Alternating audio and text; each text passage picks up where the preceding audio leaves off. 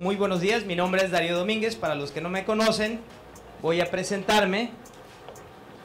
Mi nombre es Darío Domínguez, soy contador público, licenciado en Derecho, soy experto en ahorro y protección fiscal. La defensa fiscal es mi especialidad, mi pasión, y la intención de que vengas a este módulo es principalmente compartir nuestros conocimientos contigo, ser de apoyo para ti, para la toma de decisiones. Invitamos empresarios, directores de empresa, y pues ahora sí que esto queremos hacerlo divertido, dinámico. Va a haber muchas participaciones, vamos a pedir participación de ti, vamos a pedir que compartas tus puntos de vista, tus experiencias, todo lo que sume a la sabiduría nos va a aportar a todos, ¿no? Entonces, como primer dinámica, me gustaría que te voltearas a tu lado derecho, a tu lado izquierdo, y con las personas de tu fila te fueras presentando. Tengo por aquí inclusive un guión de qué es lo que les pido que digan. ¿Qué les parece? Nombre, ocupación, quién te invitó al módulo y con qué propósito tú estás aquí. Dale. Pues muchas gracias. Aquí parte de la idea es hacer mucho sinergia de los negocios, porque ahorita lo que vas a ver a la hora de las participaciones es que la experiencia de unos, por ejemplo, auditorías de agencias aduanales. ¿Hay alguien por aquí que sea de agencias aduanales? ¿No? ¿De construcción? Excelente, bien. Y además juntitos, ¿verdad? De construcción, muy bien, excelente. Y los diversos giros nos aportan diversos puntos de vista. Está medio raro. Ah, ok, muy bien. Me quería poner el efecto de Stereo Ray, ¿verdad? Entonces, bueno, vamos a darle porque la presentación es un poquito larga, pero sí vamos a requerir participación dinámica de todos ustedes, ¿sale? Para que esta cosa funcione. Bueno, les voy a dar un breve reseña. Bueno, pues, mi nombre es Darío Domínguez, soy empresario, tengo 20 años en el área de lo que es ahorro, protección y defensa fiscal. Bueno, soy también esposo, padre de familia, líder de un equipo de expertos, porque aquí lo que buscamos es hacer interacción con otros profesionistas. Un ejemplo de ello serían los notarios, muy importante, las autoridades fiscales, otros abogados especialistas a lo mejor en el derecho laboral, en el derecho civil, mercantil. ¿Por qué? Porque al fungir como consultor amigo de los empresarios, ¿qué es lo que pasa? Nos toman como referencia para cualquier problema que tienen, ¿no? Que puede ser a lo mejor las cuentas incobrables, ¿no? Y de repente tenemos que hacer alianzas con otros profesionistas y lo que buscamos es pues interactuar con ellos, ¿no? Como les comenté, soy contador público, abogado fiscalista, he participado en múltiples seminarios de defensa fiscal, siempre me estoy actualizando, siempre estoy estudiando lo que son los programas de fiscalización. Esta parte es muy importante. ¿Qué cosa es lo que nosotros vamos a estudiar? Porque hay muchas cosas que las universidades no nos van a enseñar. ¿Qué cosa es lo que es importante en materia de ahorros fiscales y de la defensa? Pues aquí ya les voy a lanzar la primera pregunta. ¿Para qué tú llevas contabilidad? ¿Quién me dice? ¿Y para qué implementar una estrategia fiscal? Arránquense, no sean tímidos. Pues la contabilidad nos va a dar un reflejo de todo lo que estamos haciendo, ¿no? Es el control de todas las operaciones de la empresa y saber de dónde salió el dinero, a dónde se destinó, cómo lo aplicamos, si tenemos utilidad o no. Excelente. Muchas gracias, Ángeles. Ok, ¿quién más me dice? Esta participación es muy importante, porque muchas veces la contabilidad hay quien la toma para cumplir con Hacienda, pero también es el timón de tu negocio, o más bien los controles de tu negocio, cómo va el avión, se está inclinando, viene una tormenta. Todo eso es importante que tú lo sepas, porque también constituiste la empresa con un propósito, para asegurar que ese propósito se cumpla. ¿Qué requieres hacer? Los controles de mando del avión, ¿no? Adelante. Gracias. Y bueno, la estrategia fiscal, yo creo, bueno, en mi caso particular, el objetivo es ahorro. Excelente. Muy bien, muchas gracias. El ahorro es muy importante. ¿Quién me dice por qué? ¿Cuánto es lo que se le paga a Hacienda?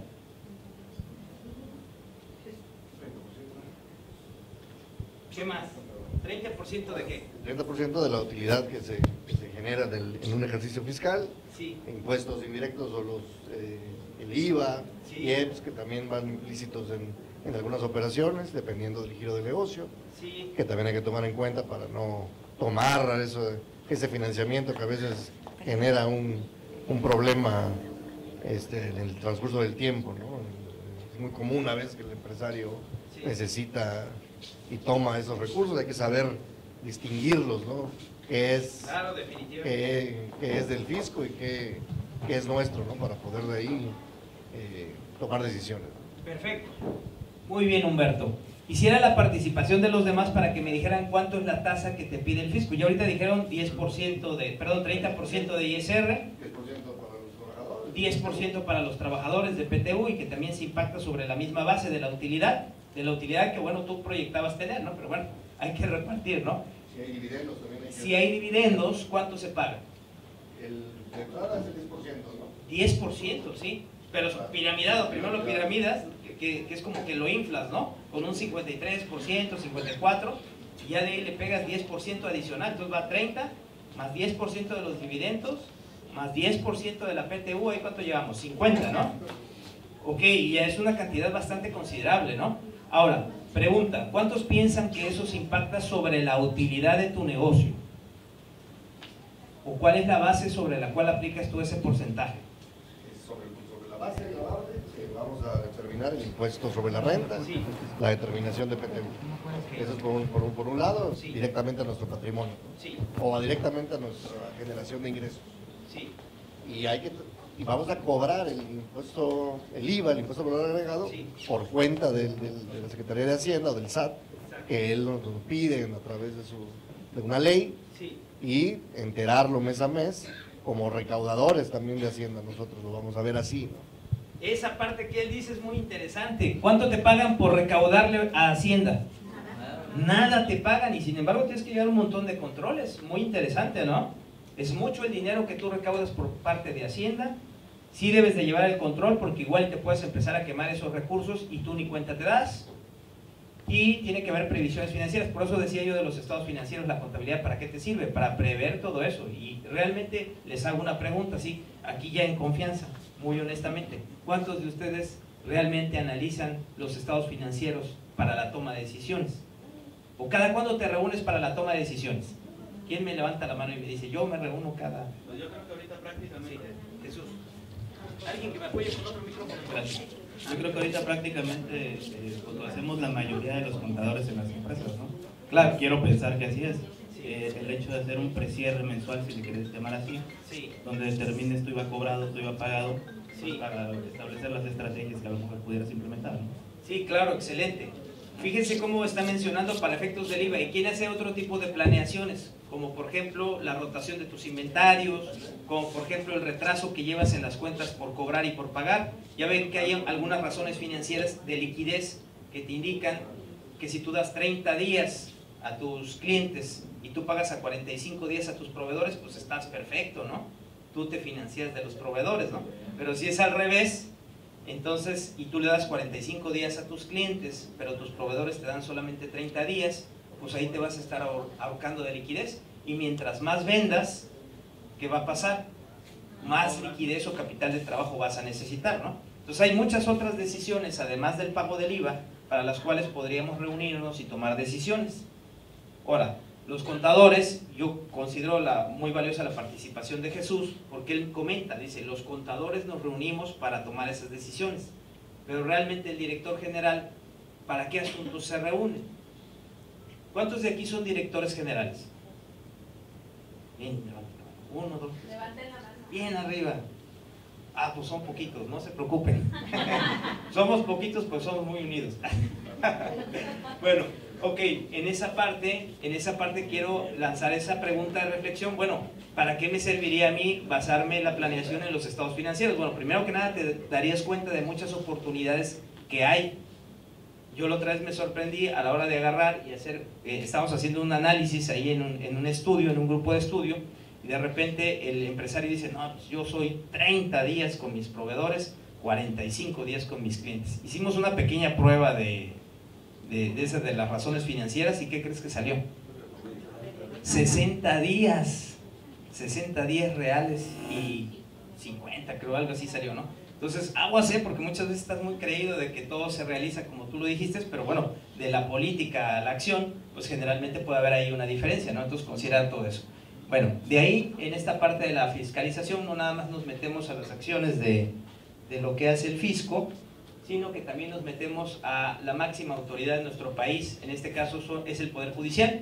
Entonces, en materia fiscal, el Tribunal Fiscal y también la Suprema Corte dictan los últimos criterios en los cuales nos vamos a poder basar. ¿Por qué?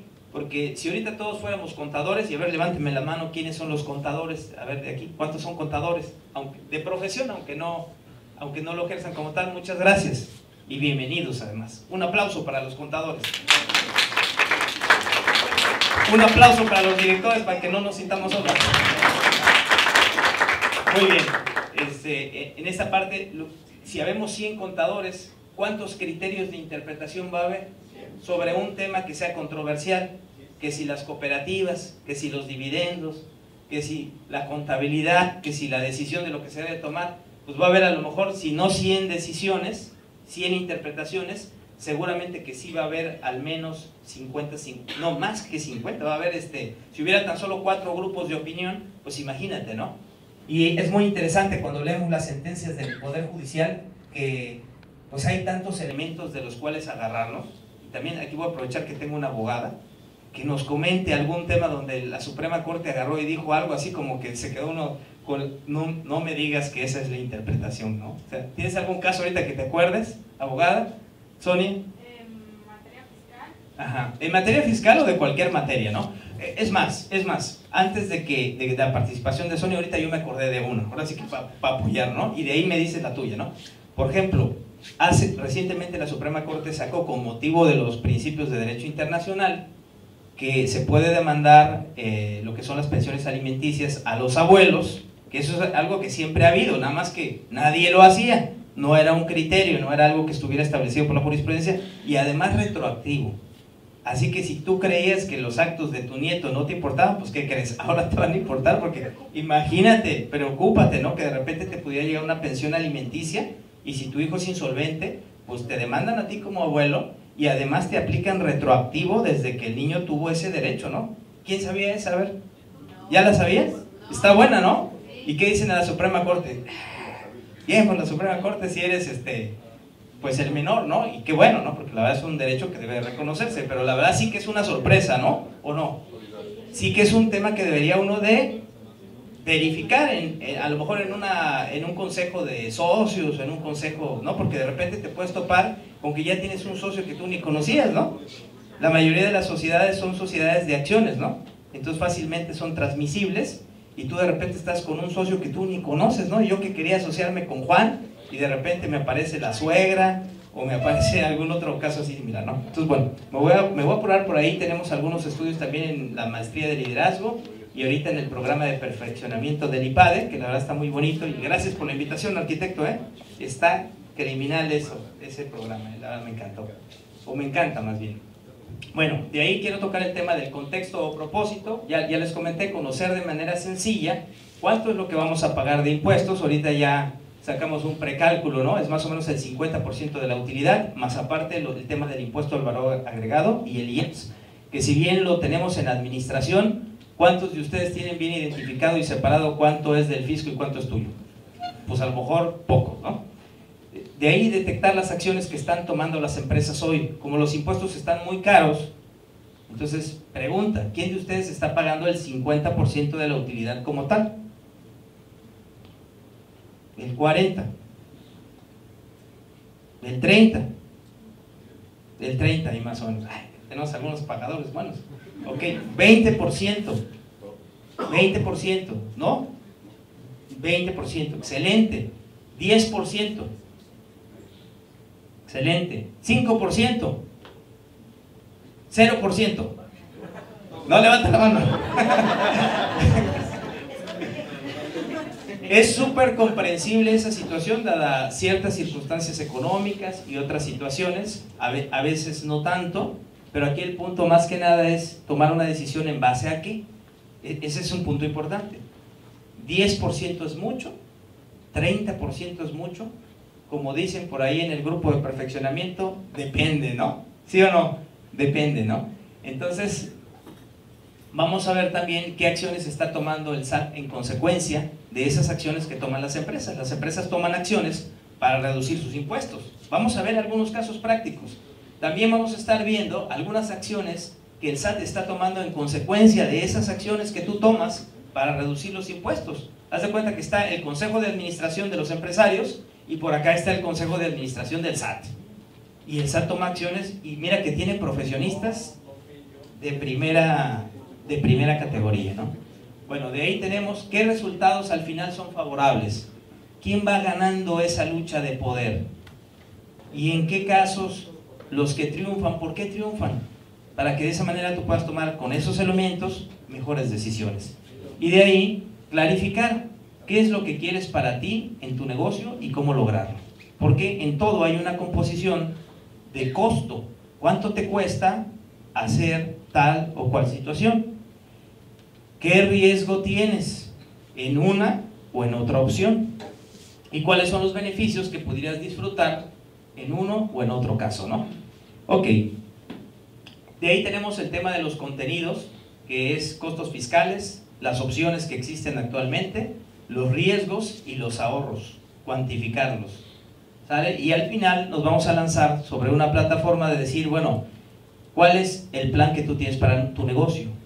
¿Cuál es el sueño que tú tienes? Si no lo tienes bien definido, en pesos, en plazos, en horas de trabajo y otros beneficios que pudieras disfrutar, a lo mejor, ¿por qué no el retiro, no?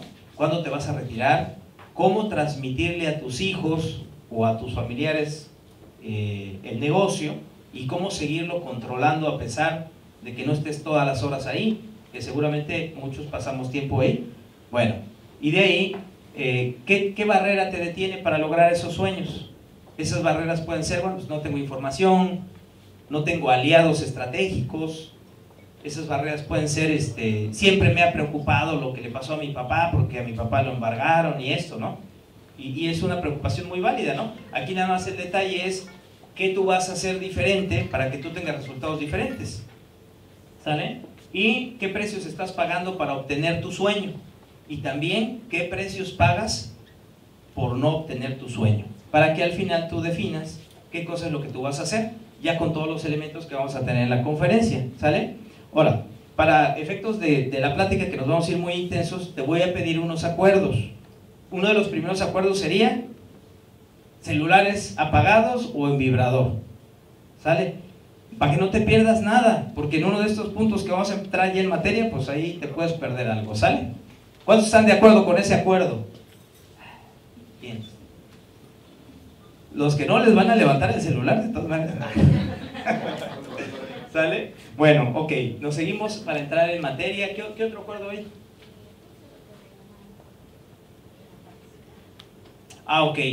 Levantar la mano para pedir participación es importante. Vamos a querer que tú participes, que tú aportes, por favor. Y ya.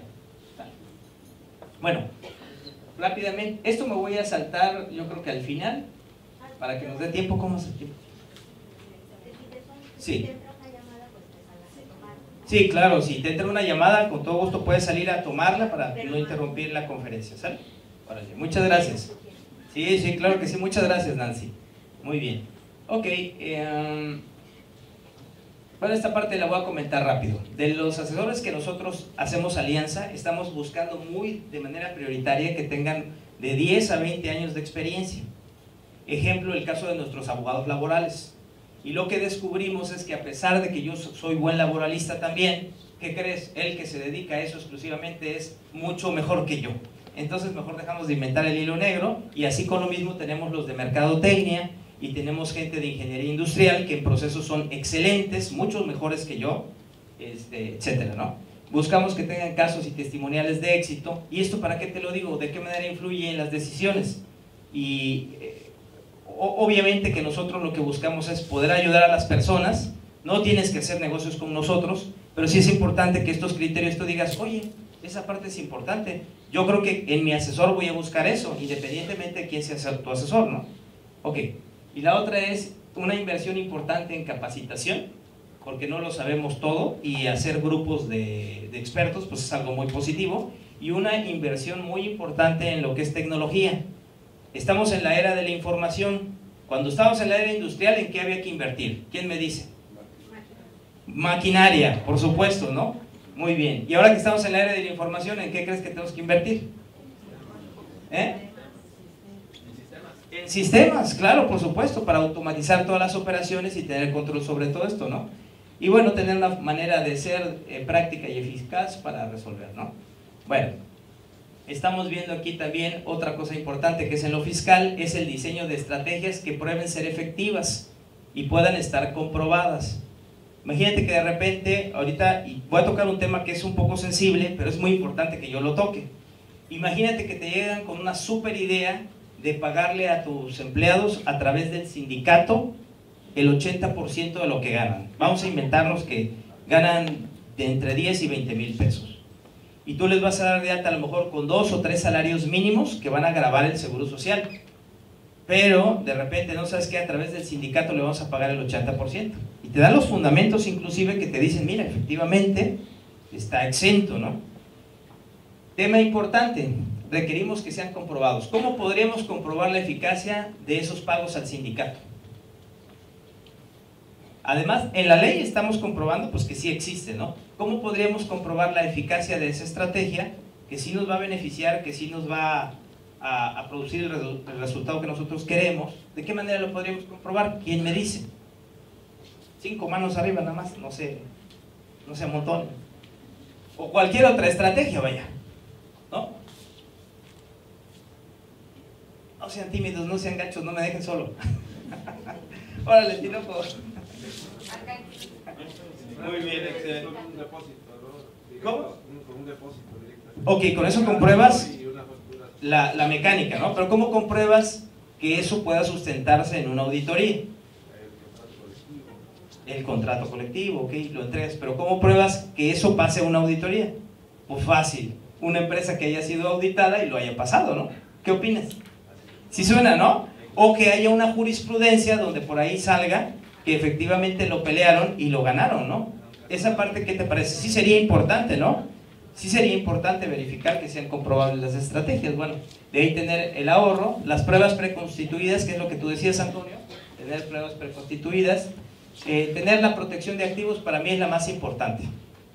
¿Por qué? Porque a mí me ha tocado ver que la Suprema Corte diga, por un lado, ¿sabes qué? Que los vales de despensa sí son previsión social, ¿y qué crees? Después que me diga, no es previsión social. Y yo digo, no puede ser posible, o sea, de 5 a 8 años teniendo un criterio la Suprema Corte y diciendo, ¿sabes qué? Perdón, no eran los vales de previsión social, eran los pagos en efectivo de la despensa. Que ya ven que inclusive en la misma ley establece que cuando le pagas despensa a un trabajador, y bien puede ser que sea despensa en efectivo, o bien puede ser que sea despensa en especie o en vales, finalmente va a ser algo válido y la ley del Seguro Social lo establece, ¿no?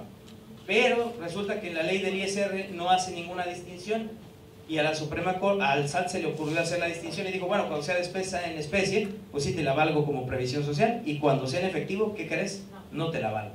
¿Por qué? Porque lo digo yo, ¿no? Y la Suprema Corte agarra y dice, ¿sabes qué? Tiene razón el contribuyente durante 5, creo 8 años más o menos, y después dice la Suprema Corte, espérate, una nueva reflexión me lleva a pensar que siempre no, siempre tiene la razón el SAT, ¿no? Y entonces cambia el criterio. Claro, los que ya estaban amparados y beneficiados con ese criterio, pues ya no hay ningún problema. Pero imagínate que tú no fuiste amparado con ese criterio. ¿Qué crees que va a pasar?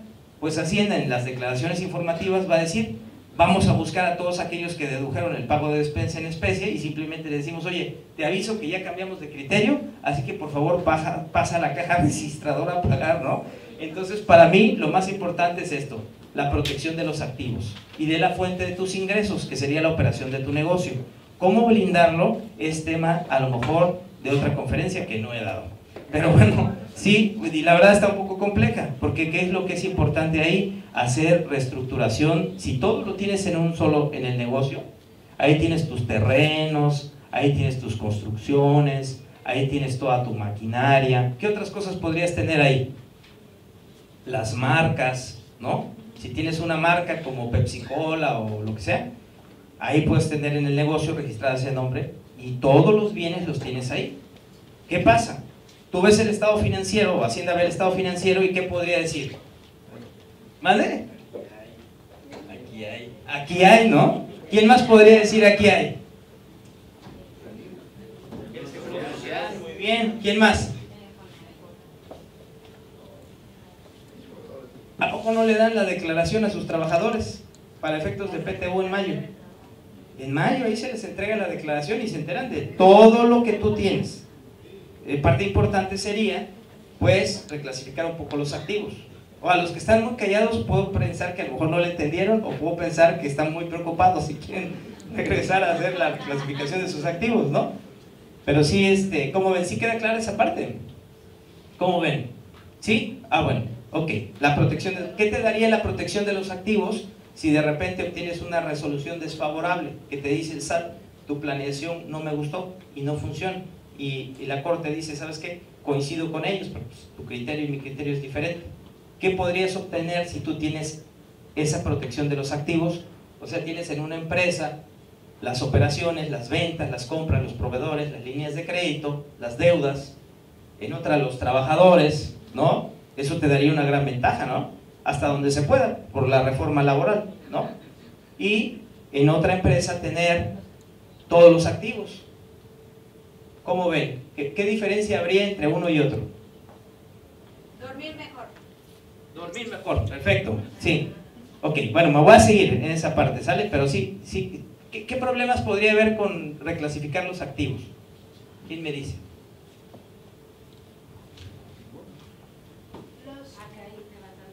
Sí. En sí los beneficios son muchos, obviamente, porque proteges completamente todos tus bienes en cierta perspectiva. Y las desventajas o las problemáticas al no protegerlas de esta forma, pues que están expuestos a un embargo o algún, no sé, algo en contra con tus bienes y obviamente te quedas sin nada por todo lo que has trabajado durante años. Claro, precisamente la falta de estabilidad que hay en los criterios de la Corte. O sea, si la Corte tuviera siempre los mismos criterios, no hay problema. Pero el problema es que, de acuerdo a los estudios que yo he realizado, la Corte siempre cambia de criterio. Siempre cambia de criterio de los puntos importantes. Por ejemplo, en el impuesto al activo. Cuando estaba el impuesto al activo y pagabas por todos los bienes que tú tenías un 2%, un 1.8%, creo que después era y todo eso, la Corte dijo claramente, las deudas que no sean con las deudas del sistema financiero no son deducibles. Y es constitucional esa prohibición. Y obviamente el mayor financiamiento de todos los empresarios, ¿de dónde venían? De los bancos. Quiere decir que tenías que meter todos los activos y no tenías derecho a meter prácticamente ninguna deducción. Y la Corte dijo, eso es constitucional. Pasaron 7, 8 años y le conceden el amparo a satélites nacionales, que obviamente era de las empresas, bueno, no nada más a ellos, ¿no? Sí, porque saben que porque sea jurisprudencia tienen que ser 5 casos. Y salen ahí las empresas más importantes de México ganando el amparo y de que sí es deducible las deudas con el sistema financiero. Quiere decir que uno pagó prácticamente, pues, sin ninguna deducción y obviamente de una manera muy injusta, y la otra persona que todo lo que obtuvo lo obtuvo con financiamiento bancario, pues no pagó prácticamente nada, ¿no?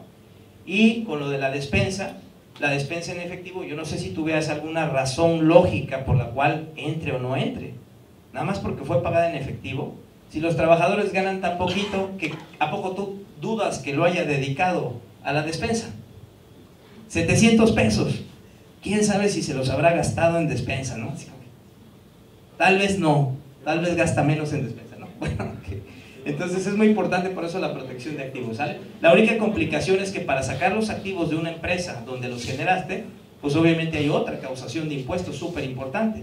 Y para poder traspasarlos sin que haya causación de impuestos, pues tienes que hacer generalmente una decisión de empresas, que muchos notarios no la manejan y muchos contadores tampoco, y obviamente es un poquito compleja, pero sí es algo que está especialmente diseñado para eso. De hecho, para eso se inventaron las decisiones, no hay otra razón.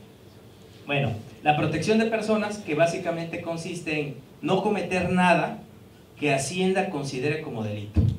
Y ahí nos vamos a ir a los criterios no vinculativos que les vamos a pasar, que si Hacienda dice que ese criterio, que esa práctica se considera indebida, la recomendación es que si tú eres representante legal en esa empresa no lo hagas. Puede ser que tengas otras empresas donde no eres representante legal y pues ya la decisión será de ese otro socio o amigo si él quiere correr ese riesgo o no. Pero en el caso tuyo o en el caso de tu familia, ¿cuál sería el punto de que tú firmes ahí las declaraciones a sabiendas de que Hacienda ya te había dicho que había ciertas prácticas indebidas? Las que yo noto como principales son las sociedades cooperativas de producción, que se utilizan para, que hacen un fondo en efectivo y del fondo en efectivo lo pagan. Es un caso específico. El caso de los sindicatos y el caso de las sociedades en nombre colectivo. Salvo esos, no hay muchas cosas que estén prohibidas. O sea, el régimen de incorporación no está prohibido, no está señalado como criterio indebido, y otras cosas, inclusive de las mismas sociedades cooperativas, que no están prohibidos, sino lo que está como prohibido, clasificado como indebido, es solamente eso, ¿no? Entonces, y la protección de la operación del negocio, pues es básicamente que tú tengas en orden todos los documentos, porque a veces se llega a dar un requerimiento, y si tú te tardas en entregar la documentación, existe una consecuencia legal que es el embargo de cuentas bancarias. Entonces, de esa manera, pues, bueno, es un punto importante, ¿no? Luego de ahí tenemos estas decisiones. Les voy a pedir que aquí sí participen, porque si no, ya se moló el curso, ¿no? Ahora sí que si no participamos, ¿no? ¿Quién toma las decisiones? Todo esto son los elementos relevantes y decisivos a la hora de tener ahorro y protección fiscal. Son decisivos porque de una u otra manera, vamos a poner dos escenarios, en unos llevan al éxito de la estrategia y en otros son los elementos que llevaron al fracaso de la estrategia. Por ejemplo, el primer punto, ¿quién toma las decisiones fiscales en tu empresa? Hay ocasiones que si tú eres un socio que inició su negocio porque su fortaleza es operativa, ejemplo, los que son constructores, no, pues es que yo manejo precios unitarios, y yo manejo mis contratistas, y yo tengo, etcétera. Entonces, tu fortaleza dentro del organigrama es el área de operaciones. Generalmente estás un poquito divorciado de lo que es el área financiera, y entonces por eso lo que haces es delegar la toma de decisiones a tu contador, y es muy frecuente que cuando hay una sentencia desfavorable, la persona diga, pues yo solamente hice lo que me dijo el contador. De este lado los empresarios, de este lado los contadores. Echen una mirada así. Bueno, ok, y en este caso, en la participación de aquí, ¿quién toma las decisiones fiscales en tu empresa? Participación de 10 personas para seguir, de 5, para seguir a la siguiente pregunta. Rapidísimo. Ya, en el caso de Jesús, tú dijiste que tú como contador, ¿no? ¿El director? El director, bueno, ok. ¿Tú eres director? No, ok, sale, vale. ¿Quién más? Arqui, ni modo, vamos a tener que señalar con él. Arqui, usted, perfecto. ¿Quién más? Los socios, de acuerdo a las indicaciones dadas por el contador. Ok, perfecto. Yo doy ideas y ellos deciden. Ellos deciden, perfecto, sí. Eso es lo que siempre contestan los contadores cuando hay una sentencia desfavorable. Pues es que yo nada más propuse y el que eligió fue él, ¿no? El consejo de administración. El consejo de administración, esa parte que acabas de participar ahorita, Francisco, es súper importante. El consejo de administración, mira, ni siquiera tiene que ser muy caro. ¿Cada cuándo sesiona el consejo de administración? 4 veces por año. 4 veces por año. ¿Sí me explico? No lo tienes que mantener todo el tiempo, nada más 4 veces por año, pero que cuando sean esas 4 veces sean decisiones, pero así como de la columna vertebral, ¿no? Muy bien. ¿Quién más? ¿Quién toma las decisiones en la empresa? Bueno, ya esa parte la vemos un poquito más adelante. Aquí, por ejemplo, yo, ¿no? El dueño, socio mayoritario. Mi socio y yo. Mi esposa y yo, el consejo de administración, el gerente de finanzas o mi contador interno, externo, amigo o compadre. ¿Sale? Ok, ¿cuál de todas estas crees que funcione más para el éxito del ahorro y la planeación fiscal? La 4. La 4 y la 5. Ok, depende. Por ejemplo, ¿en el consejo de administrador hay un experto fiscal? Puede ser que sí, en ese caso, pues evidentemente, ¿no? ¿Cada cuándo crees que tengas que invitarlo a que ratifique las decisiones de si se va a ocupar una u otra? Cada que se requiera. Puede ser las 4 veces, pero no inventes, ya que, o sea, yo digo que si lo que pagas es por una validación, oye, el sindicato, dime sí o dime no, y además asiéntalo ahí en el acta de asamblea. Tú dijiste que sí porque, por lo que sea que digas que sí, ¿no? Pero sabemos que lo que tú dices tiene muchísimo peso. ¿Por qué? Porque en primer lugar ya Hacienda nos metió a todos así como que en la misma, ¿cómo se le llamaría? En la misma bolsa. Dice, los asesores que asesoren sobre estas figuras, yo personalmente los voy a ir a perseguir. Los voy a multar con el impuesto que no se llevaron. Digo, para los de este lado que son contadores, o sea, Cuando tú emites una opinión, tienes que decir, esto puede ser contrario a la interpretación de Hacienda. Y cuando es eso, es levantar bandera amarilla. Yo no digo que no se diga, porque finalmente es una estrategia para que no te multen, ¿verdad? Y porque finalmente, realmente yo te digo una cosa, ¿hay algo que pueda no ser contrario a la interpretación del SAT? Pues no lo puedes asegurar, ¿sale? Pero lo que sí puedes decir es, en base a mi experiencia, yo he visto tantos casos y por lo tanto yo digo que no se debe de hacer. Entonces en ese momento lo que no se debe de hacer como que ya te saca de la zona de peligro, ¿no? Y todo lo que no esté en casos del SAT, pues obviamente es bastante seguro, ¿no? Porque imagínate, si no ha sido peleado por Hacienda, pues quiere decir que pues, el grado de seguridad es muy, muy alto, ¿no? No es al 100%, pero sí, ya es muy alto, ¿no? Por lo menos esa tarea sí la debes de hacer, me invento yo. Bueno, ¿quién y cómo se genera la información financiera y fiscal para tomar las decisiones? 3 participantes. De los contadores, principalmente.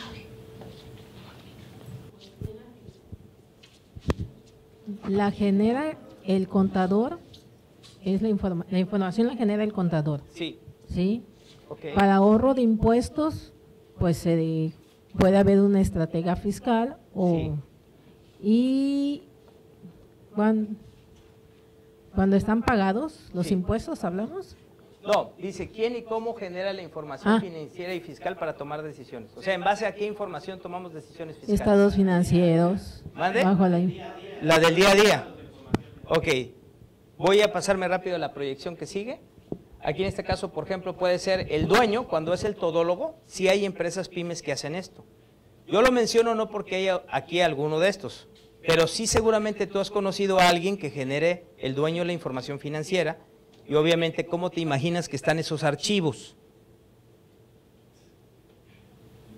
Bueno, en el caso de Chava, pues ya Chava es contador, no cuenta tanto, ¿no? Pero ¿cómo crees que están los archivos generalmente si no eres experto? Gracias. Ok, el contador externo, con la desventaja de que tiene un mes de desfase generalmente, y además la codependencia que tienes de la información financiera, sobre todo cuando eres pyme, y cuando el contador a lo mejor, pues el prestigio tal vez sea algo así como que no le afecte mucho. Y en el caso del contador, el caso 3 puede ser el contador interno, con su auxiliar, y manejen generalmente un COI o algún otro programa equivalente, y luego aparte los departamentos de compras, de almacén y de ventas que generalmente dominan el SAE, pero el problema es que a veces los sistemas no coinciden entre sí. Entonces esto puede ser un problema serio, ¿no? ¿Cuántos de aquí saben de qué les estoy hablando en este punto? Sí, ok, perfecto. O puede ser lo de la era de la información, que es manejar un ERP, una plataforma en línea donde hay una interdependencia de todos los departamentos. El ERP es alimentado por el área de recursos humanos en las nóminas, es alimentado por el área de compras, es alimentado por el área de ventas y también por el área de almacén. Entonces, no tienes todos los huevos en una sola canasta, cada quien da cuentas de lo que... Te voy a decir de qué hablo cuando dar cuentas. Si tú le entregas si tú le entregas el token a un tesorero, es como si le estuvieras entregando $1,000,000 de pesos en recursos, ¿cierto o no? Dependiendo de lo que tú tengas ahí en la cuenta, ¿no? Pregunta, ¿deberías de pedirle cuentas de ese $1,000,000 de pesos o no? Claro. ¿Sí? ¿Y quién debería de ser responsable de esa cuenta firmada donde él te entrega el reporte y te dice, yo me lo gasté en esto? ¿Quién debería de firmar ese reporte y quién debería de hacerlo? El tesorero. Me explico, ¿no? Tú no puedes delegar a esperarte que el contador externo sea el que tenga la culpa. No. Tú haces que la persona de tesorería te entregue el reporte y el contador, en todo caso, dependiendo de los alcances para los cuales tú lo hayas contratado, obviamente que no te recomiendo que lo hayas contratado para capturar. Pues si lo contrataste para capturar, honestamente, ¿qué responsabilidad crees que va a tener el tesorero? ¿Y qué responsabilidad crees que va a tener el contador? Yo lo capturé, tú no me dijiste que lo revisara, tú no me dijiste que pusiera los controles internos. Para poner controles internos, ahorita se está desarrollando una especialidad entre lo que es lavado de dinero y lo que es prácticas desleales dentro de las empresas. O sea, un cuate que te pone controles internos, así que digamos, de película, una persona súper preparada, que obviamente no soy yo, no es un fiscalista, y te lo digo así, o sea, porque para cada área hay especialistas, me explico. O puede ser un cuate de auditoría, aunque ya la auditoría depende, ¿no? Depende, porque hay despachos que se orientan a una auditoría más fiscal, etcétera, ¿no? Bueno, para ya no tardarme mucho, me voy a seguir a la siguiente pregunta. ¿Qué genera impuestos en tu empresa y cuánto? Aquí sí voy a requerir 5 participaciones diferentes. ¿Qué genera impuestos en tu empresa y cuánto? La venta genera impuestos. Excelente. ¿Te refieres a los impuestos del IVA? A la larga, la utilidad. Entonces ya vimos las ventas, la utilidad. ¿Qué más te genera impuestos en la empresa? Adelante, adelante, sí. ¿No? Ah. Ya les echan la bolita. Estaba en otro tema, perdón. Ah, ok, no se preocupen, no se preocupen. Rodrigo. No deducibles. No deducibles. Un aplauso para mi amigo que es súper amigo y experto fiscal también. Los no deducibles generan impuesto. Por ahí tú estabas comentando, no, pues que... Y por ahí todos estamos felices, ¿no? 30% de la utilidad, 20%, bueno, está bien, negociamos, bueno, ya, te pago tanto de la utilidad. Y el problema es, ¿y cuando no hay utilidad? Y aún así pagas. ¿Y de todas maneras tienes que pagar? O cuando la utilidad son 100,000 pesos, pero los no deducibles son 200,000 pesos. Y lo peor de todo es los que conoces y los que no conoces. Porque déjame decirte que todas las reformas fiscales que tú dices, ¿y para qué movieron eso? Todas esas reformas, ¿tú crees que Hacienda mueve todo su aparato? No, ya casi es su aparato legislativo, ¿ah? Porque realmente no es un poder independiente de la Unión. Pero sin embargo, ya a veces parece que es su poder ejecutivo, ¿no? Y mueve toda esa maquinaria súper difícil de poner de acuerdo y que cuesta muchísimo dinero. ¿Tú crees que lo mueve porque, ay, le movió una coma? Le movió un, ay, no, que ahora va, mira, está más bonito el nuevo, ¿cómo se llama? El nuevo comprobante fiscal digital. No, hombre, compadre, olvídate. Como comentario hiciste, ¿quién sabe para qué es esa reforma del nuevo comprobante digital? Para lavado de dinero. Muy bien, pero no. ¿Vale? Para fiscalizar los costos. O sea, quiere decir que si tú dices, no, hombre, no me puedo poner de acuerdo con mi programador de sistemas, mi inventario todavía no está bien, mi costo de ventas no está bien, ya no te preocupes, ya ni inviertas, ya nada más pídeselo al SAT, porque el SAT sí va a tener tus costos. Y el SAT sí va a tener tus inventarios, ¿eh? O en su caso va a tener las irregularidades por las cuales no se puede impactar o deducir el costo de ventas, ¿no? Entonces, imagínate, todo el dinero que ellos invirtieron en su plataforma, que además se llama Darío, no es nada personal, pero se llama Darío, o sea, qué cabrones, me están queriendo desprestigiar. O tal vez, como, porque yo siempre he pensado que Hacienda trabaja hasta para mí, pero todo depende de la perspectiva, ¿no? Y digo que trabaja para mí porque yo realmente mi contabilidad ahora es mucho más fácil llevarla, porque importo toda la información que está en la nube y honestamente, ¿quién tiene que capturar? Si de todas maneras el SAT ya te captura prácticamente todo. Y ahora que va a estar lo del nuevo comprobante, esto se oye raro, el nuevo comprobante que te va a llevar lo de los pagos. Exacto, lo del complemento de pago, no manches, y ahora hasta los pagos te va a llevar el SAT. Claro, quién sabe si estén bien, ¿verdad? Porque falta todavía que la implementación esté buena. Pero bueno, ¿qué otra cosa más causa impuestos?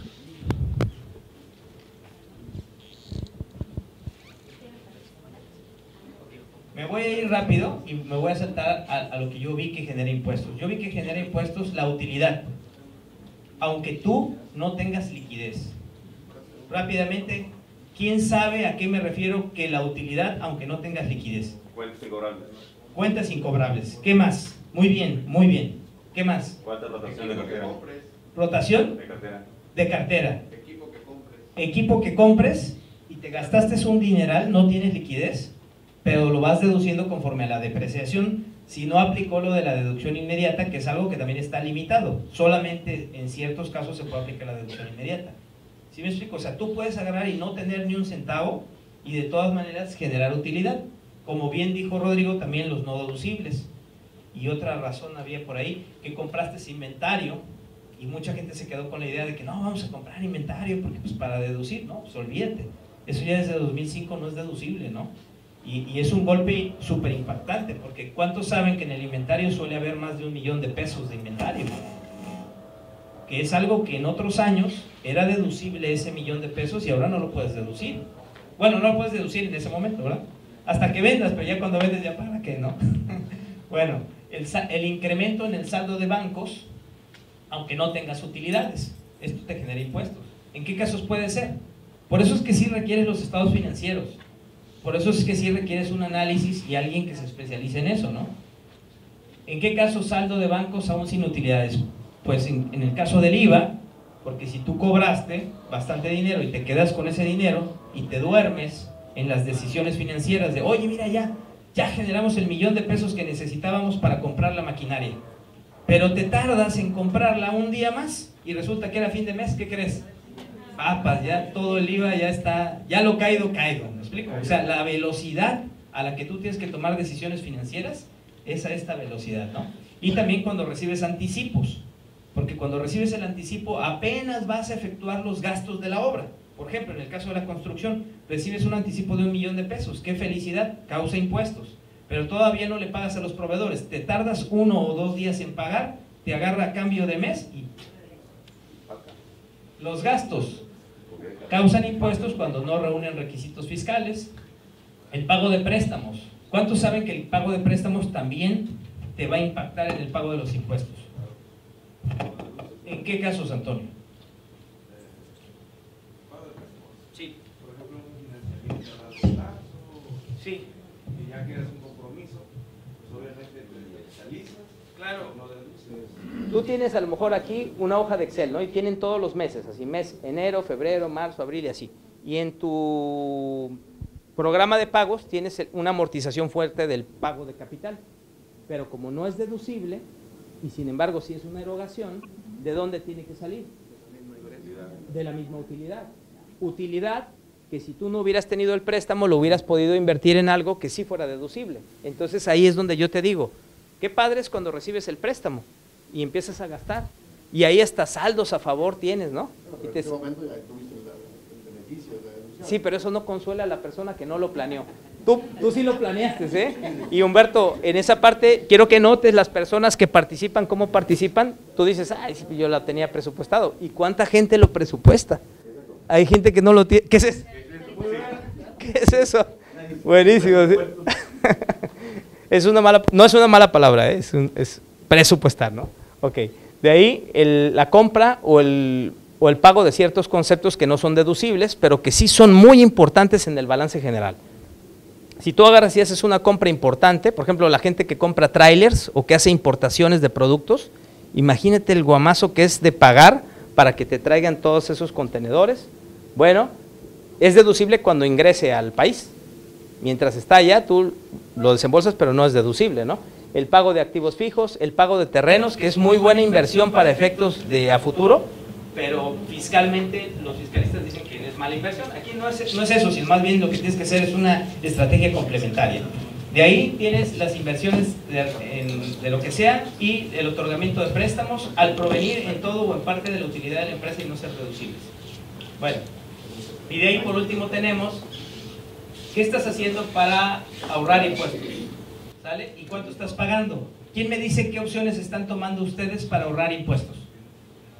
Para pasar de ahí a qué riesgos corres y cómo tienes planeado manejar esos riesgos, qué opciones tienes, que sí hay opciones en la ley, muy buenas, y por último, qué vas a hacer y cuándo, ¿no?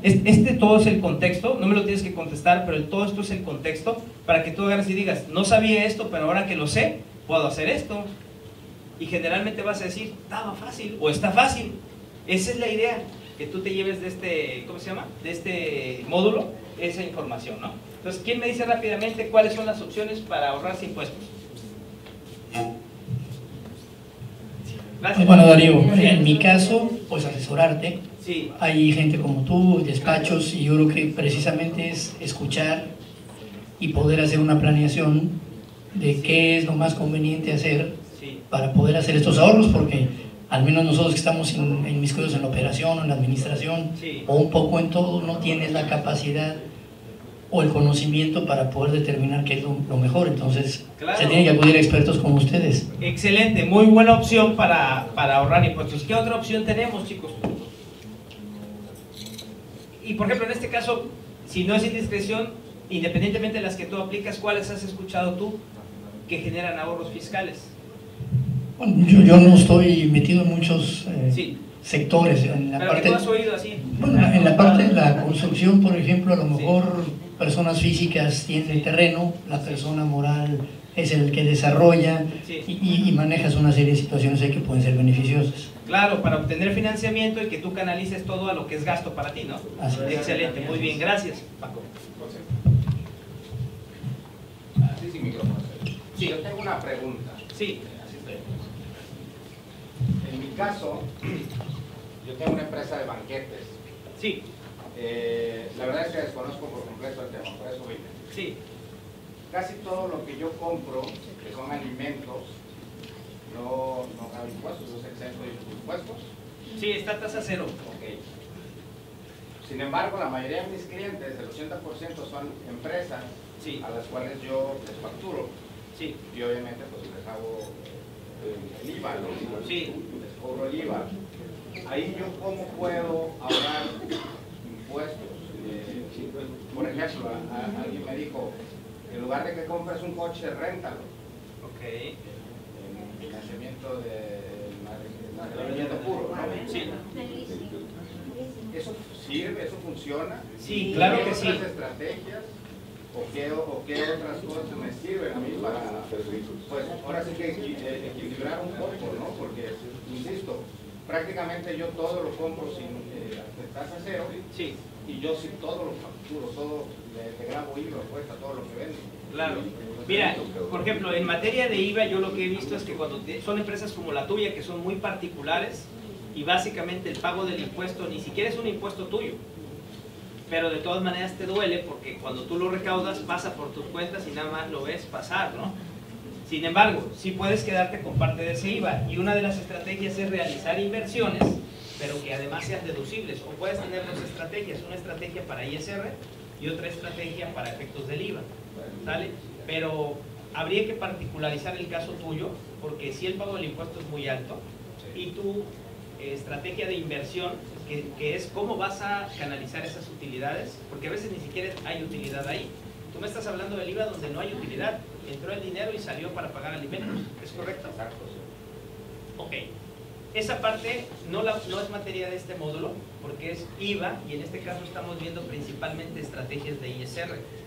Pero sí podemos particularizar porque al final vamos a dar algunas cortesías, creo que son 15 cortesías, así es. 15 y 20 cortesías de consultas para que ustedes puedan también profundizar en un momento dado si están interesados, y que obviamente sea un ganar-ganar para nosotros, ¿no?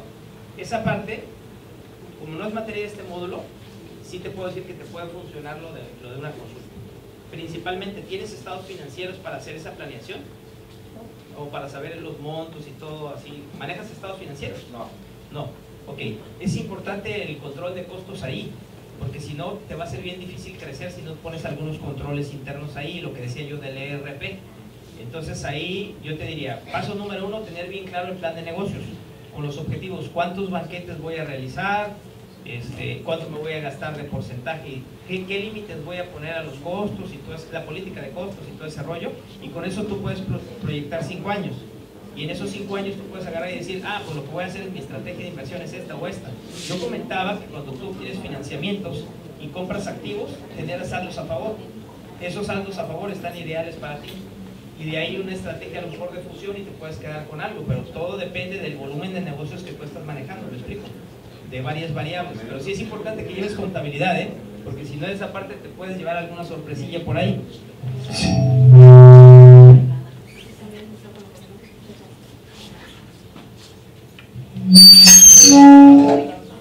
Bueno, ok. Muy bien, gracias. No sean cachitos, estamos bien apretados de tiempo y yo necesito todavía pasar a otro punto, y de ahí a la parte de los ahorros, que es la parte más importante por la cual tú estás aquí. Aviéntense por favor una determinación de cuáles son las estrategias que se están utilizando para ahorrar impuestos. Rodrigo, tú apóyanos. Sindicatos. Claro, los sindicatos, ¿no? ¿Qué hacen con los sindicatos? Pagar nómina para ahorrar ISR y que todo esté exento, ¿no? Sí. Ok. ¿Qué otra estrategia? Facturas, compra de facturas. Compra de facturas, sí, obviamente. ¿Qué otra estrategia? ¿Cuál? Esa no es estrategia, pero como se está usando al 80%, pues ni modo de no mencionarla, ¿no? Porque finalmente, digo, no es una estrategia, pero bueno, para mucha gente es estrategia, ¿no? Sí, claro, es un problema, pero la verdad es que ¿qué caso tendría no tocar el tema si el 80% de la gente lo está haciendo? Tendríamos que tocar el tema, independientemente de que no sea una estrategia, ¿sí? Es que muchas pymes o muchos empresarios pequeños, pues esa es su única aparente estrategia. Opción, ¿no? Sí. A veces es porque piensan que es la única opción. Eso no es así, pero por eso tenemos que tocarlo. ¿Qué otras estrategias hay? Outsourcing, muy bien. ¿Qué tipo de outsourcing? Porque hay un montón de outsourcing. Está el de Manpower, y Manpower pues sale caro, pero vaya, hay niveles, ¿no? Ahí no hacen planeación fiscal, es una planeación más que nada de recursos humanos. ¿Estoy bien? ¿Sí, no? Ok. No, pero te hacen la selección y te hacen el outsourcing también. Nada más que el outsourcing es muy fino. O sea, es un outsourcing de veras. Y sí genera ahorros, ¿eh? Porque te hago una pregunta, ¿cuántos de aquí tienen gerentes de recursos humanos? No. Imagínate. Y el recurso humano es algo de lo más importante. Pero yo te iba a decir que aunque tuvieras, sorpresa, no está actualizado con lo que tiene que saber. Porque o está en la operación o está en la actualización. Entonces, una cosa tan especializada como el manejo de la nómina, las NOMS de seguridad e higiene, y todas las jurisprudencias laborales, porque ahora ya no te tienes que saber la ley, sino la ley, la jurisprudencia, los reglamentos y todo, requieres un especialista. Y entonces Manpower lo que te dice es, yo soy ese especialista. Y tú te vas a ahorrar todo lo que es el costo del Departamento de Recursos Humanos. Yo lo veo atractivo. Te ahorras todos los costos del Departamento de Recursos Humanos, nada más que esto sí funciona. Yo digo que está interesante, digo para que lo revisen. Luego la parte de... Ok, te pongo aquí lo que yo veo que se está haciendo para ahorrar impuestos, ¿no? La primera es la compra de facturas. El problema principal, ¿quién me dice cuál es el problema principal con la compra de facturas? La materialidad, la sustentabilidad de la operación. ¿A qué te refieres con eso, así como en español? 39B del Código Fiscal de la Federación. Muy bien, sí, eso es correctísimo. ¿Quién le entendió? Bueno, sí, pero no. Está súper bien, no, está súper bien. Y te digo algo, tienes que utilizar ese lenguaje técnico, porque si tú le llegas a hablar a Hacienda en otros términos, Hacienda se va a reír de ti y los magistrados se van a reír de ti. Entonces, como él está hablando, es la forma como tú debes de hablar. Sin embargo, aquí realizamos un esfuerzo importante también en traducirlo a un lenguaje que tú le entiendas. Y ahorita en esa parte vamos a trabajar y vamos a poder combinar lo que es el lenguaje, aunque técnicamente sea incorrecto, pero ellos le van a entender, y vamos a combinarlo con el lenguaje técnico, porque así debe de ser. Sí, a mí me refería justamente también a la declaración de inexistencia de la operación. Excelente. Eso es en concreto para... ¿Quién entendió la declaración de inexistencia? Muy bien, gracias. No, tú sí. Bueno, básicamente el problema con lo de la compra de facturas es esto. El 69B, como dice Rodrigo, muy bien, y les pongo el artículo que dice es cuando la autoridad detecte que has estado emitiendo comprobantes, pero sin contar con los activos, el personal, la infraestructura o la capacidad material, directa o indirecta, para prestar los servicios, comercializar, entregar los bienes, o bien los contribuyentes estén como no localizados. En esos casos se presumirá la inexistencia de las operaciones amparadas en tales comprobantes. ¿Qué quiere decir? Profesor, Sí. perdón, quiero arropar lo que Sí. acabo de comentar anteriormente. Se está manejando mucho en boga sociedades que son casi fantásticas, que tienen mucha pérdida, mucho IVA a favor, mucha cuenta de capital de aportación, mucha... Sí. Y lo que dice es, tú dame tu operación, yo me encargo de refacturarla y yo te regreso el dinero vía asimilado a salarios, sí, o vía dividendos, o vía no sé qué tantas cosas, perdón que se me salga alguna mala palabra, pero es que me estoy enfrentando con alguien. Sí. Y lo que inmediatamente se pregunta, oye, tu sociedad fantástica, si yo como tu cliente que me estás ofreciendo tus servicios, te hago como le diría el culto, un due diligence para solicitarte qué es lo que me estás oferentando, fantásticamente igual sus respuestas no tienen caso. Con tu CFDI ya estás amparado, que eso no es cierto, abogado. No, claro que no. Cuando un CFDI es prueba sustancial de la materialidad de una operación. El servicio, nunca claro. jamás. Y eso es algo que es necesario que lo sepa la gente, porque los malos, es caro tener un asesor fiscal, pero es más caro no tenerlo, o es mucho más caro tener uno malo. El punto es que luego llega la gente. Ese es peor porque te costó y además. Pero te ofrece algo así, y con una sociedad fantástica que tiene todo el subsidio para el empleo, todo saldo a favor de IVA, mucha capital de exportación, mucha COFIN, y dice, yo me encargo de todo, tú dame la operación y yo te regreso el dinero vía lo que acabo de decir. Entonces, ¿cómo es lo que debe de enfrentar la gente que toma decisiones, incluso adquiriendo servicios, a esta gente? A ver, demuéstrame que eso que dices existe. Sí. Tu cuenta capital de exportación, tu papel de trabajo, tu declaración correcta, tus libros sociales, que luego no lo lleva ninguna sociedad, tu CUFIN declarada, por decirlo. Y luego, a ver, ¿cómo vas a apoyar que el servicio que me estás oferentando tiene sustancia? O sea, yo puedo demostrar que lo hiciste. Sí. Con eso se les cae el teatro, pero claro. Quiero comentar.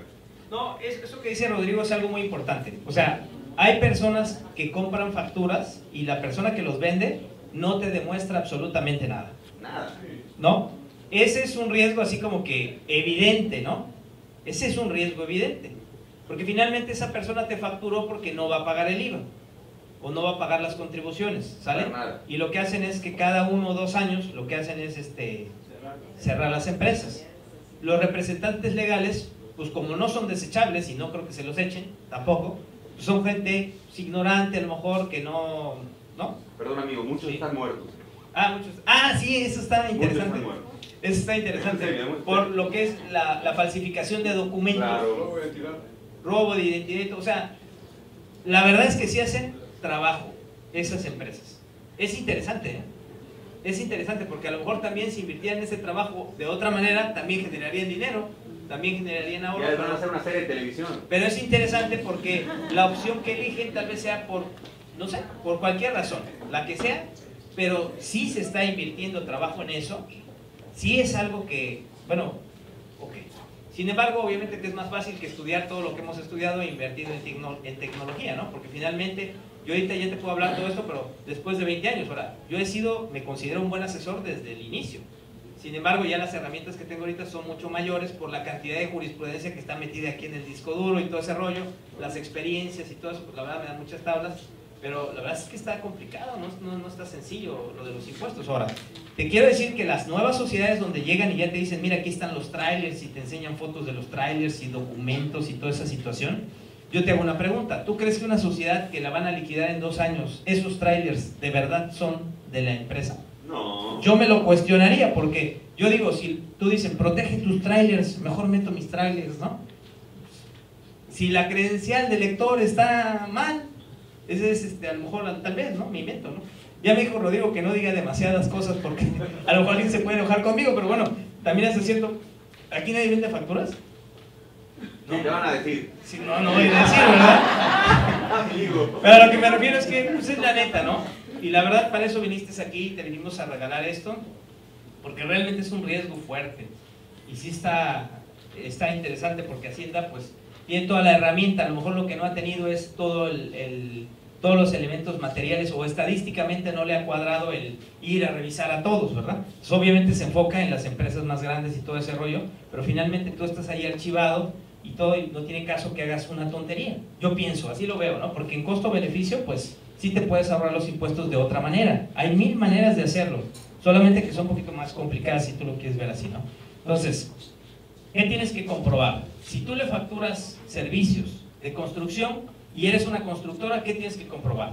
Pues la empresa te deberá de comprobar pues, que tiene ahí su herramienta, su maquinaria, el personal y todo este rollo, ¿no? Te da el fisco 15 días para poder comprobar la realidad de las operaciones, ¿sale? Y en esta parte yo he visto gente que triunfa porque presenta hasta fotografías y 1000 cosas, ¿no? Yo lo veo complicado también. Lo mejor es que la operación sea existente, ¿no? ¿Por qué te complicas tanto, no? Porque las que son existentes pues tienen una razón por la que no pagan el impuesto. Y si tú demuestras esa razón por la que no pagas el impuesto, pues Hacienda no se mete contigo. porque es la línea que llevan desde arriba, desde los magistrados y todo eso, diciendo, bueno, si hacen este tipo de operaciones, pues son las que quedaron planificadas en el paquete económico, son las que y se pactó cuánto era lo que se iba a pagar realmente, y que ibas a tener un ahorro fiscal, no iba a ser a lo mejor tantísimo, pero iba a ser muy impresionante. Y te lo digo porque los que son presidentes, los que tienen familiares ahí en la Suprema Corte y todo ese rollo, todos ellos tienen empresas y tampoco les gusta pagar impuestos. Entonces ahí hay buenas estrategias, solo que tienen que ser esas estrategias, las del paquete económico, y no las que tú te quieras inventar porque son más fáciles o un 2% más barato o algo por el estilo, ¿no? Entonces es importante considerar que tienes 15 días para eso. Ahora, si el proveedor no llega a aparecer, como suele pasar, entonces el cliente que metió las operaciones y los gastos es quien tiene que demostrar la realidad de las operaciones, y Hacienda se porta más magnánima. Dice, como sé que tú no tienes la contabilidad del otro, te doy 15 días más para que hagas la investigación y me demuestres que el otro tenía maquinaria, que el otro tenía trabajadores, que el otro tenía oficinas, que el otro tenía el transporte para entregarte las mercancías. Te doy 15 días porque sé que como no está en tu contabilidad y vas a tener que ir a buscarlo, pues yo creo que en 15 días ya te da tiempo de rastrear toda esa evidencia, ¿no? ¿Cómo ven? ¿Sí les da tiempo en 15 días? Pues no, ¿vale? Obviamente, ¿no? Y luego dice que las operaciones que así se realicen no producen ni produjeron ningún efecto fiscal, por lo tanto no serán deducibles, y luego se consideran como actos simulados para efectos de los delitos previstos en este código. Es muy interesante porque partiendo de una presunción te puedes meter al bote.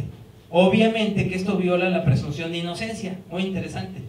Vamos a ver qué va a pasar porque todavía no han metido a nadie al bote en eso. Pero va a ser interesante, ¿eh? Se va a poner sabrosa la defensa ahí. Es una presunción juris tantum. Ajá, pero a lo que me refiero es que se va a poner interesante, de que se va a poner interesante, ¿no? Porque obviamente Hacienda, ya que existen estos elementos, puede tomar otros elementos y fincar el delito que comúnmente se comete. ¿Quién sabe cuál es el principal delito fiscal que se comete? Bueno, ese es el que se comete, pero el que se sanciona, ¿cuál es el que principal se sanciona? Porque está fácil. Lavado de dinero, claro que es fácil, porque luego ni el Bester Gordillo le pagó a su contador. Ese se quiso ahorrar todo, ni siquiera explicó nada, no llevó registros ni nada. No, el que más se comete es el abandono de domicilio. Ante la presión de la autoridad fiscal, lo que sucede es, o sea, tanta presión que la gente se va, ¿no? Entonces, bueno. Comentario aquí que dé un poquito de luz a las cosas que sí se pueden hacer que están interesantes. Los voy a adelantar porque los veo muy lúgubres. Por ejemplo, no tiene ahorro fiscal quien te vende una factura, es una sociedad anónima, son operaciones normales. ¿Cuáles sí tienen ahorro fiscal? Por ejemplo, el régimen de incorporación. ¿Quién conoce el régimen de incorporación más o menos? Ok, ¿qué me puedes decir del régimen de incorporación? George. El primer año tienes exención del 100% en impuestos. Excelente, muy bien. Principalmente en lo que es ISR. Del IVA no va a ser objeto de este módulo, pero sí hay un ahorro ahí importante. Pero como es una variable ahí rara, no lo vamos a tocar aquí, pero pues es un montón de ahorros y no pagas nada de ISR, IVA, ni tampoco el de dividendos. Estarías ahorrándote 30, más 10, 40, más 10 de los dividendos, 50% de ahorro. O sea, es un ahorro muy importante, ¿no? Y ya por el IVA, eso no lo vamos a tocar en este curso, pero hasta 2 millones de pesos, dice la regla. ¿A quiénes les parece que la limitación de 2 millones de pesos es una limitación importante? Solamente vas a poder meter ese tipo de operaciones hasta 2 millones de pesos. ¿Sí te sirve dentro de tu grupo de empresas tener una empresa y que de ahí tú como persona física, por los servicios que tú prestes, que reúnan ciertos requisitos, puedas extraer 2 millones de pesos de la empresa, sea deducible en la empresa y en la persona física tú no pagues el impuesto? Es interesante, ¿no? ¿Sí le entendieron esa parte? Ok. Pero hay limitaciones. No puedes rebasar 2 millones de pesos. ¿Quién piensa que esa es una limitación importante? Que tú quisieras sacar más, podría ser. Nadie. ¿Por qué no participan? Les da pena. No, en serio. ¿Sí les da pena? Bueno, no sé. Pero bueno, el punto es que es un muy excelente ahorro, ¿no? Muy bueno. Existe una limitante principal que es que no puedes ser régimen de incorporación y ser socio o accionista de una empresa. Y eso es una limitación importante porque tú quieres que sea el socio el que retire la utilidad. No se lo quieres dar a otra persona y mucho menos quieres utilizar un prestanombre o algo por el estilo. Algo que puede servirle para tu gente, para tus clientes, es que tú usufructúes las acciones. Claro. Te quedas con la nuda propiedad, te quedas con el usufructo y la nuda propiedad de tu hijo y puedes servir en el instante, ¿sabes? Claro, exactamente. ¿Quién entendió eso? ¿Sí? Ah, excelente. Para a los clientes, sí, está bien, muy bien. A ver, ¿qué es eso? Es efectivamente ser un usufructo.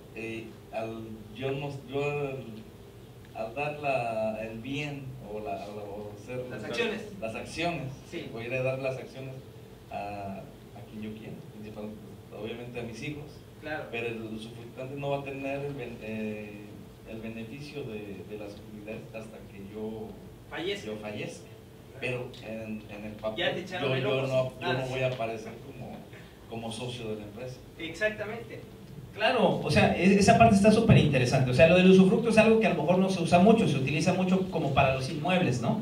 Imagínate que tú tienes varios inmuebles y tienes varios hijos. Entonces, a lo mejor tú lo que quieres hacer es dejarle este inmueble a uno de los hijos, el otro inmueble a otro de los hijos, y así sucesivamente. Y tú no quieres que eso pase mediante un juicio sucesorio, porque los juicios sucesorios todo el mundo se pelea. Y esa parte no funciona. Entonces, tú lo que quieres hacer es decir, bueno, aún desde muerto me van a recordar que yo tomé las decisiones, ¿no? Entonces, agarras y haces, obviamente ante notario y todo, un documento que es donde tú le cedes la nuda propiedad a los hijos y ellos van a aparecer como titulares o dueños de los inmuebles respectivamente, pero tú te puedes reservar el usufructo, que es el derecho de usar el inmueble, de rentarlo, de sacarle frutos, rentas o lo que tú quieras. O sea que en pocas palabras tú vas a seguir siendo como si fueras el dueño, pero sin serlo.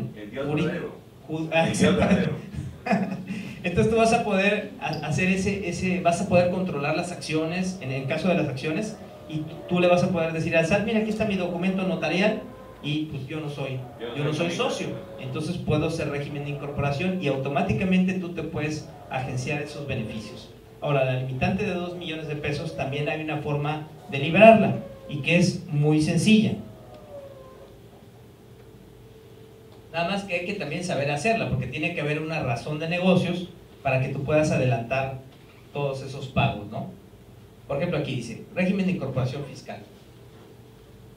Las personas físicas pueden entrar, que realicen únicamente actividades empresariales. Oye, es que yo tengo arrendamiento o algo así, bueno, hay algunas facilidades y excepciones, pero lo que tengas que reajustar en tus obligaciones fiscales, pues reajustalo. No pasa nada. O sea, vaya, ya está así como en la portería, ya lo único que tienes que hacer es 2 o 3 movimientos de dribbling para poder meter el gol, pero sí tienes que hacer los movimientos. Que enajenen bienes o presten servicios por los que no se requiera título profesional, etcétera, podrán pagar en los términos de este título, bla, bla, bla, siempre que los ingresos de su actividad no hubieran excedido de 2 millones de pesos. Sin embargo, hay ciertas prohibiciones, ¿no? Que no sean socios y accionistas, ya te pasamos el tip de cómo hacerlo, que no sean actividades de bienes raíces, por favor, que no sean actividades aquí, negocios inmobiliarios, etcétera, que no sean de comisión o mediación, que no sean espectáculos públicos o franquiciatarios, fideicomisos, asociación en participación, o, en este caso, lo de la limitante, fíjate lo que dice aquí, si la cantidad obtenida excede del importe citado, ¿qué pasaría? Si excedes del monto, porque tú en tu empresa manejas más de 2 millones de pesos. ¿Mande? No, sí es deducible, porque está la persona moral, y la persona moral tú le facturas 10 millones de pesos. Entonces, ¿está bien para la persona moral? Sí, pero lo malo es que la persona física que tenía el derecho a no pagar nada el primer año, ya rebasó el monto de los ingresos y era una condición, tú no podías rebasarlo. Si lo rebasas porque en lugar de 2 millones prestaste más servicios y ahora son 10 millones, ¿cuál es la consecuencia para la persona física? La persona moral no le pasa nada, pero la persona física, todo hacia atrás se tiene que convertir en actividad empresarial. ¿Cuántos coinciden? O sea, todo el ejercicio. tiene que haber una consecuencia, porque la ley te dice, no deberás de hacerlo. Una puede ser que te saquen del RIF, ¿no? Y ya no puedas tributar, ¿no? Y como dices tú, hacia atrás tengas que recalcular, puede ser, ¿no? La otra consecuencia común a las infracciones, cuando violas una disposición fiscal, te ponen una multa. ¿Cuál de las dos prefieres, que te saquen del régimen o una multa? La multa, ¿va? La multa, porque las multas generalmente son generosas cuando el régimen fiscal es lo suficientemente bueno, ¿no? Las entidades financieras lo saben. Pero bueno, el punto es que no, fíjate que está algo muy interesante, mira lo que dice aquí. Si la cantidad obtenida excede del importe citado,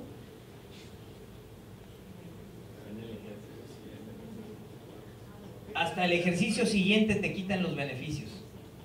¿Cómo la ves? Los 10 millones ya nadie te los quita. ¿Cómo ves? O sea que puedes vender un terreno en 100 millones de pesos, sales de RIF. Bueno, no, porque ahí hay que aplicar las otras restricciones que te manda el RIF, ¿no? ¿Y por qué no la aplicamos? Yo considero... Como la otra vez que platicamos, que estudiamos juntos.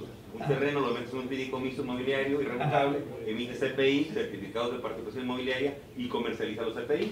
Claro, aunque para efectos de este módulo de 2 horas, pues no, ese no lo vamos a poder explicar aquí, ¿no? Pero de que se puede hacer, se puede hacer. Yo considero que hay muchas cosas sencillas que tú puedes hacer. Considero que el contexto de este módulo es el siguiente. Paso número 1, que tú sepas que existen opciones. Porque cuando tú no sabes cuáles son las 5 o 6 opciones que te dio el legislador para ahorrarte impuestos, tú pierdes muchísimo dinero. Y te lo puedo demostrar que en el año anterior, a lo que estaba el RIF, que curiosamente le dieron una barnizada al Repeco, pero que tenía los mismos beneficios, nada más que siempre le ponen una limitante. Por ejemplo, en el caso de RIFes, no puedes expedir factura. Y entonces decías, no, pues saco todo el dinero. Perdón, el Repeco, la ley anterior, que era 2013, hacia atrás, este RIF se llamaba Repeco. Y también tenía una barrera. La barrera, para que no lo utilizáramos los mortales, es, lo único malo es que no va a poder expedir factura. Y si le expido, te sales del régimen. El año siguiente, no, retroactivo, bueno, el mes en que lo hicieras, ¿no? Entonces, si no expides factura, ¿cómo lo va a poder deducir la persona moral, que es la que tú querías beneficiar? Entonces era una barrera muy importante. Pero todas las planeaciones fiscales, y eso es lo que quiero que te lleves en este módulo, todas las planeaciones fiscales son sencillas. No estoy diciendo que sea fácil obtenerlas, porque a lo mejor tienes que estudiar mucho para encontrar la coma en el ejercicio siguiente, ¿no? Entonces tú dices, o sea que en este meto tanto y ya en el siguiente ya no meto nada y ya no me afecta. Muy interesante, aunque también tú no quieres que nada más poder sacar 10 millones. ¿Cuánto te gustaría sacar? ¿Te gustaría el beneficio para un año o para varios años? Para varios años. Pues sí se puede hacer. Eso ya no es motivo de este módulo porque ya está muy... Miren, no es que no se los quiera ayudar, la verdad, aunque sí, me debo de reservar algo, ¿verdad, Rodri? Aunque sea algo, ¿no? ¿Cuántos votan porque me reserve aunque sea algo, no? Déjame algo, mano, ¿no? Bueno, ok. Pero la parte importante es que fíjate qué sencillo se libró esto, ¿no? Y estrategias para adelantar los pagos y todo eso, ya te estoy diciendo lo que se tiene que hacer, básicamente. Pero no te digo que lo hagas, porque son tantos los detalles que hay que cuidar en una planeación, y son detalles que generalmente ya no son fiscales, porque los fiscales aquí están. La nueva planeación fiscal de Calderón para acá ya no es tan fiscal. La nueva planeación de Calderón para acá es fiscalista con abogado, mercantil, civil, corporativo, que ya es el que te puede decir en una planeación corporativa cómo puedes adelantar o juntar un montón de dinero en un año. No tengo, yo quería sacar 50 millones, pero ¿qué crees? No tengo. ¿Cómo lo pago? Y hay estrategias de cómo pagarlo, y todas esas estrategias son sofisticadas y todo ese rollo, pero lo que quiero que sepas es que la parte fiscal, que es la que tú vas a discutir con el SAT, esa parte está muy clara. Y en el caso del régimen de incorporación, perdón, en el régimen de pequeños contribuyentes, estaba también muy sencillo. Nada más que lo malo es que no estaba en la ley, sino que se le ocurrió a los de Hacienda meterlo en la resolución miscelánea. Pero en la resolución miscelánea venía muy claro: las operaciones que se hagan constar ante notario son deducibles aunque no se expida factura. No se requerirá expedir comprobante con operaciones que pasaban por notario. Fedatario, ¿sí? No se requiere expedición. ¿Sí me explicó? Entonces quiere decir que tú lo podías hacer deducible, ¿no? Con un acta notarial. Ahora lo malo es que los notarios no querían hacerlo porque no le entendían. Decían, espérate, pero lo único que se hace ante escritura es el contrato de compraventa. Le digo, ¿dónde dice eso? Lo que quieras. ¿Dónde dice eso?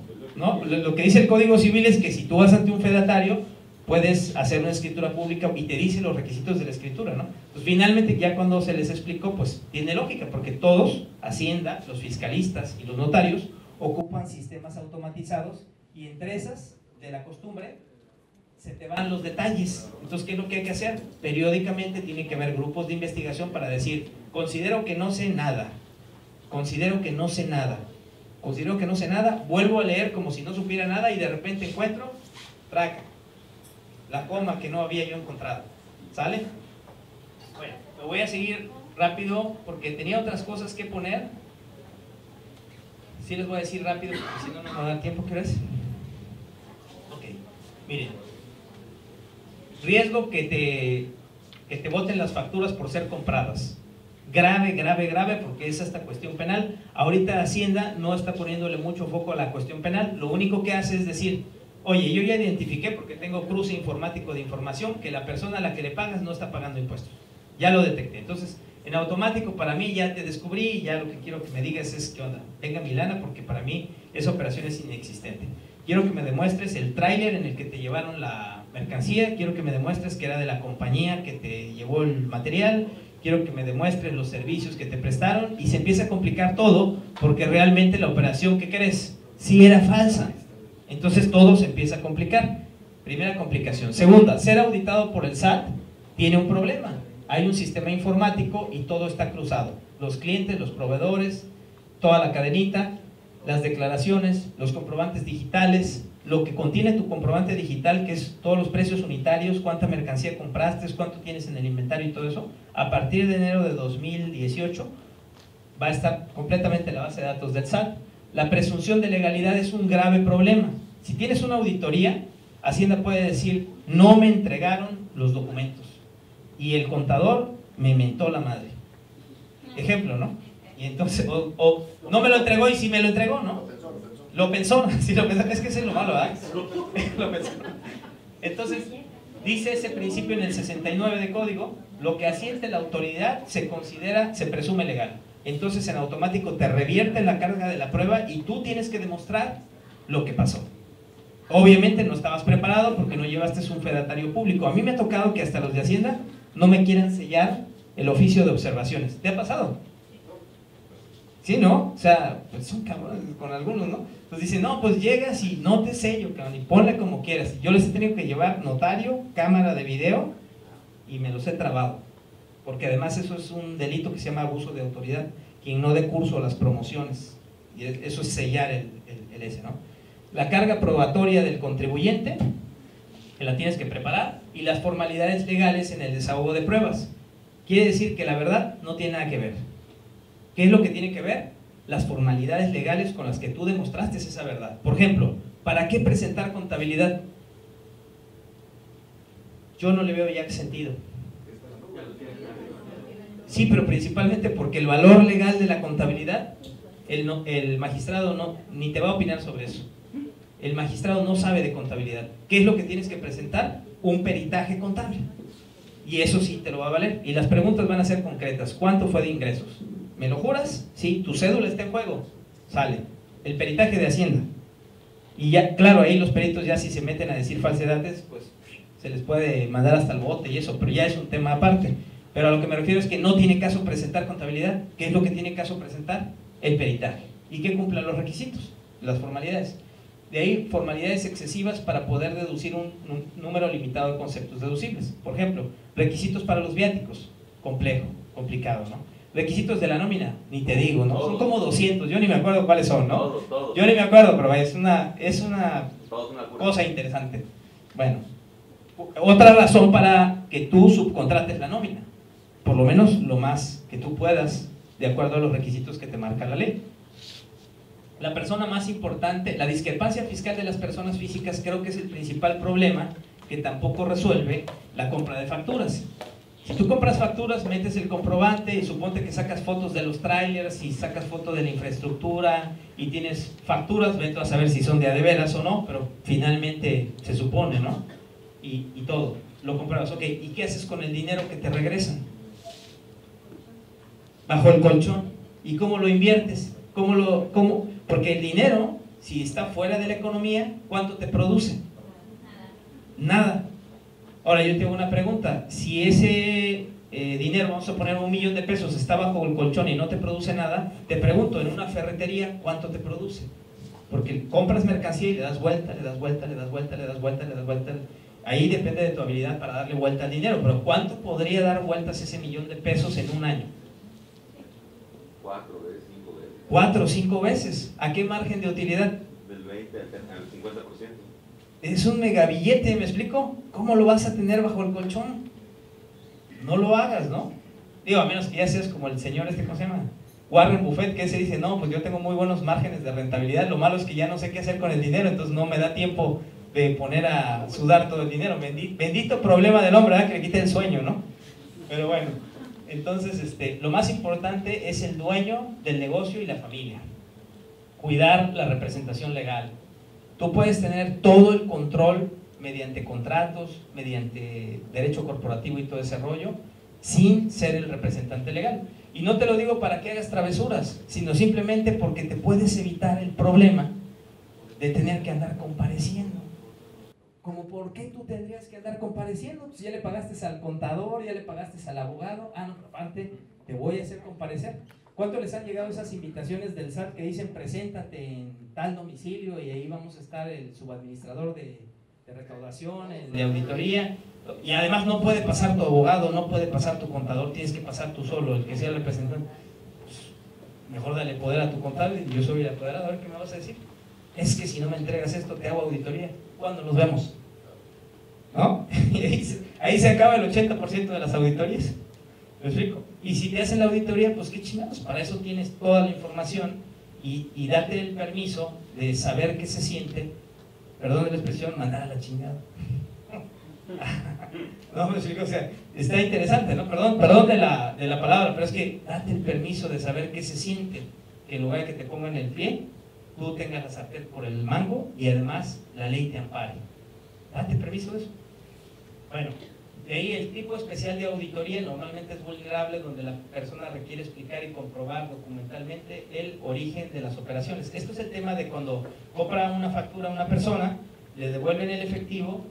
Ahora se acostumbra, porque eso yo lo he visto y me han comentado los clientes, cuando llegan a comprar facturas antes de llegar conmigo, y ya ahora no se los devuelven en efectivo, sino se lo devuelven con los mecanismos estos de dividendos, de retenciones, todo, y te dan la constancia donde te dicen, te pagué 100,000 pesos y te retuve de impuestos 30,000. Para que tenga nombre y apellido el recurso. Para que tenga nombre y apellido el recurso. Obviamente que dónde está la ganancia del que te vendió la factura si realmente te retuvo el... Es que esas retenciones nunca se enteran. Esas retenciones nunca se enteran, exactamente. Es algo súper agresivo, súper agresivo. ¿Sí me entendieron? O sea, te venden la factura, te depositan el dinero, dicen que es un asimilado salario, la constancia de retención dice 30% de impuestos, y la otra persona hasta lo entera. Yo me invento que con acreditamientos de subsidio al empleo, de saldos a favor de IVA y todo, que obviamente, pues ya te imaginarás, pero ¿no? que hay lo inverosímil, te van a dar 1 millón de pesos por asimilados salarios. Sí. Es una locura. Y es una parte interesante porque, bueno, yo lo veo súper riesgoso, ¿no? Y en la práctica, vamos a ver más adelante, que si hay una, ¿cómo se le llama esto? Criterio no vinculativo del SAT, donde específicamente te dice, quien simule las constancias. Y yo digo, ¿quién las hará? Y cuando me entero digo, sí las hacen, qué aventados. Para todo hay, ¿verdad? El origen de las operaciones, cuando no es así, te depositan con transferencia, cheque o lo que sea, pero no hay un origen de los recursos, no te dan una constancia. Cuando te dan la constancia, yo siento que es peor. ¿Tú qué sientes? Yo siento que es peor porque ya estás adentro, que dijiste, yo pertenecí a esa empresa, yo todo ese rollo, ¿no? Yo siento que está más fuerte, pero cuando no te lo dan también es un problema, porque te dan el dinero y no puedes comprobar el origen de las operaciones, no presentas la declaración del ingreso, no haces el pago del impuesto, no demuestras ningún tratamiento preferencial, como en el caso del RIF. En el caso del RIF lo único que tendrías que decir es, sí, yo me pagué los 2 millones, o yo me pagué los 10 millones, ¿y qué? Aquí dice el artículo que tengo un trato preferencial. ¿Qué quieres que te demuestre? Que no soy comisionista. Tómala, aquí está, no soy comisionista. Que presto servicios en la empresa, ahí está mi foto con los empleados. Pregúntale a mis clientes, pregúntale a mis proveedores. ¿Quieres mi domicilio? No te lo doy porque la ley no lo dice, pero si pudiera te doy mi domicilio, ¿no? Es importante lo que menciona Darío, porque aun cuando seas RIF, si no tiene sustancia tu operación, puedes ubicarte en el 9B. O sea, no es nada más RIF y ya me aplico, sino que tiene que verse que realmente hiciste lo que dijiste que hiciste. Exactamente. Ahí yo lo que me he topado es con un caso muy interesante. A veces el dueño del negocio se rompe la maceta y efectivamente es la persona que presta servicios. Efectivamente, si le preguntas a clientes, proveedores y todo eso, es la persona que puede decir, la operación existe y tengo hasta las fotografías, que ahora cómo le gustan a los de jurídica las fotografías, ¿verdad? ¿Qué onda con eso? O sea, pero ¿sabes por qué debe ser? Por el tema de las falsificaciones de los documentos. No sé. Por lo que sea. El punto es que lo piden y yo lo que me he topado es que a veces esa persona no puede ser RIF, pero la esposa puede ser RIF o el hijo. Y ahí lo que yo he visto es que existe la posibilidad, y la aprovecho, de crear empresas familiares, donde nada más trabaja el papá y el hijo. Y el que tiene el beneficio del RIF, que a lo mejor es el hijo, me contrata a mí como papá y se da una subcontratación válida, jurídicamente posible, la operación existente. A Hacienda no le gusta, pero no le gusta la creatividad, ¿verdad? Porque se enojan, ¿no? Si ahí está en la ley, ¿no? Pero bueno, finalmente el tribunal, ¿qué crees que te dice? Porque ya cuando llegas a un nivel Hacienda, es no me gusta, a mí me parece que, en mi opinión no sé qué, pero cuando llegas con un magistrado, el magistrado ni se inmuta. El magistrado se cuenta que como si no tuviera emociones, a lo que se va es ¿qué dice la ley? No, la ley dice que puede, o sea, déjenme de molestar que tengo mucho trabajo. Así de simple, ¿no? Y esa parte a mí me da tranquilidad. Aunque independientemente de eso los magistrados sean duros, en ese caso te conviene que el magistrado sea duro. La ley lo dice, perdón, ¿no? A la Hacienda, ¿no? Bueno, ok. Y de ahí tenemos el tema de la investigación por lavado de dinero. Este tema es un tema muy delicado y la verdad muy complejo. Lo que sí te puedo decir es que el manejo de efectivo es delicado, principalmente si tienes construcción, joyería, si eres un asesor, o si eres un fedatario, o si eres el banco, que en este caso no creo que haya nadie del banco. Pero bueno, el punto es que tienes que tener súper cuidado con la identificación de las personas, el origen de los recursos. Sí hay mucho lavado de dinero, sí es muy delicado, y todas las personas buscan tener a alguien que se lleve entre las patas para librarse. Entonces, solo ten cuidado. Aquí esa especialización me llevó a mí a buscar una persona que se dedique a eso, porque no está grande la ley ni nada, pero siempre es conveniente que tenga la experiencia, los casos prácticos, etcétera. Entonces por eso mejor agarramos y nos apoyamos en alguien cuando hay un tema de esos. Tienen la obligación de cruzar información con el SAT, identificación, quién recibió el efectivo, quién compró el inmueble, los automóviles, los pagos con tarjetas y otros cruces de información como Seguro Social, Secretaría de Trabajo y Previsión Social, aeropuertos, notarios, etcétera. Entonces, que tú puedas comprobar por qué te vas de vacaciones. Tengo un ingreso como RIF, claro. Soy miembro de una sociedad cooperativa y me pagan los gastos deducibles, sí, ahí están los comprobantes. No te preocupes, no me lo pagaron del Fondo de Previsión Social, o sea, no me lo dieron en efectivo, lo tengo comprobado. No hay problema, ¿no? Entonces, me voy a esto que me dicen mucho las personas, me dicen, me preocupan las planeaciones fiscales. Es un tema de realidad. Ok. Me preocupan las planeaciones fiscales, hay quien me dice. Entonces yo lo que digo es, ¿tienes otra opción?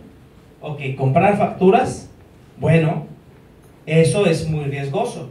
Aunque sea muy sencillo, aunque lo tengas bajo tu control y todo, realmente lo que es más riesgoso es comprar facturas. Está documentado, no nos va a dar tiempo, pero con todo gusto, si solicitan la cita o mandan un correo, yo les mando los casos de la compra de facturas los tribunales fiscal y el Poder Judicial están pero bien amarraditos de que todo eso es constitucional, que tú lo tienes que demostrar y está riesgoso comprar facturas. La parte bonita es que en las planeaciones fiscales hay muchas que se hacen y solamente están señaladas como que no se deben de hacer las que aparecen en los criterios no vinculativos que te voy a leer. Estas son las únicas planeaciones que considero yo que son súper delicadas y no las debes de aplicar como recomendación.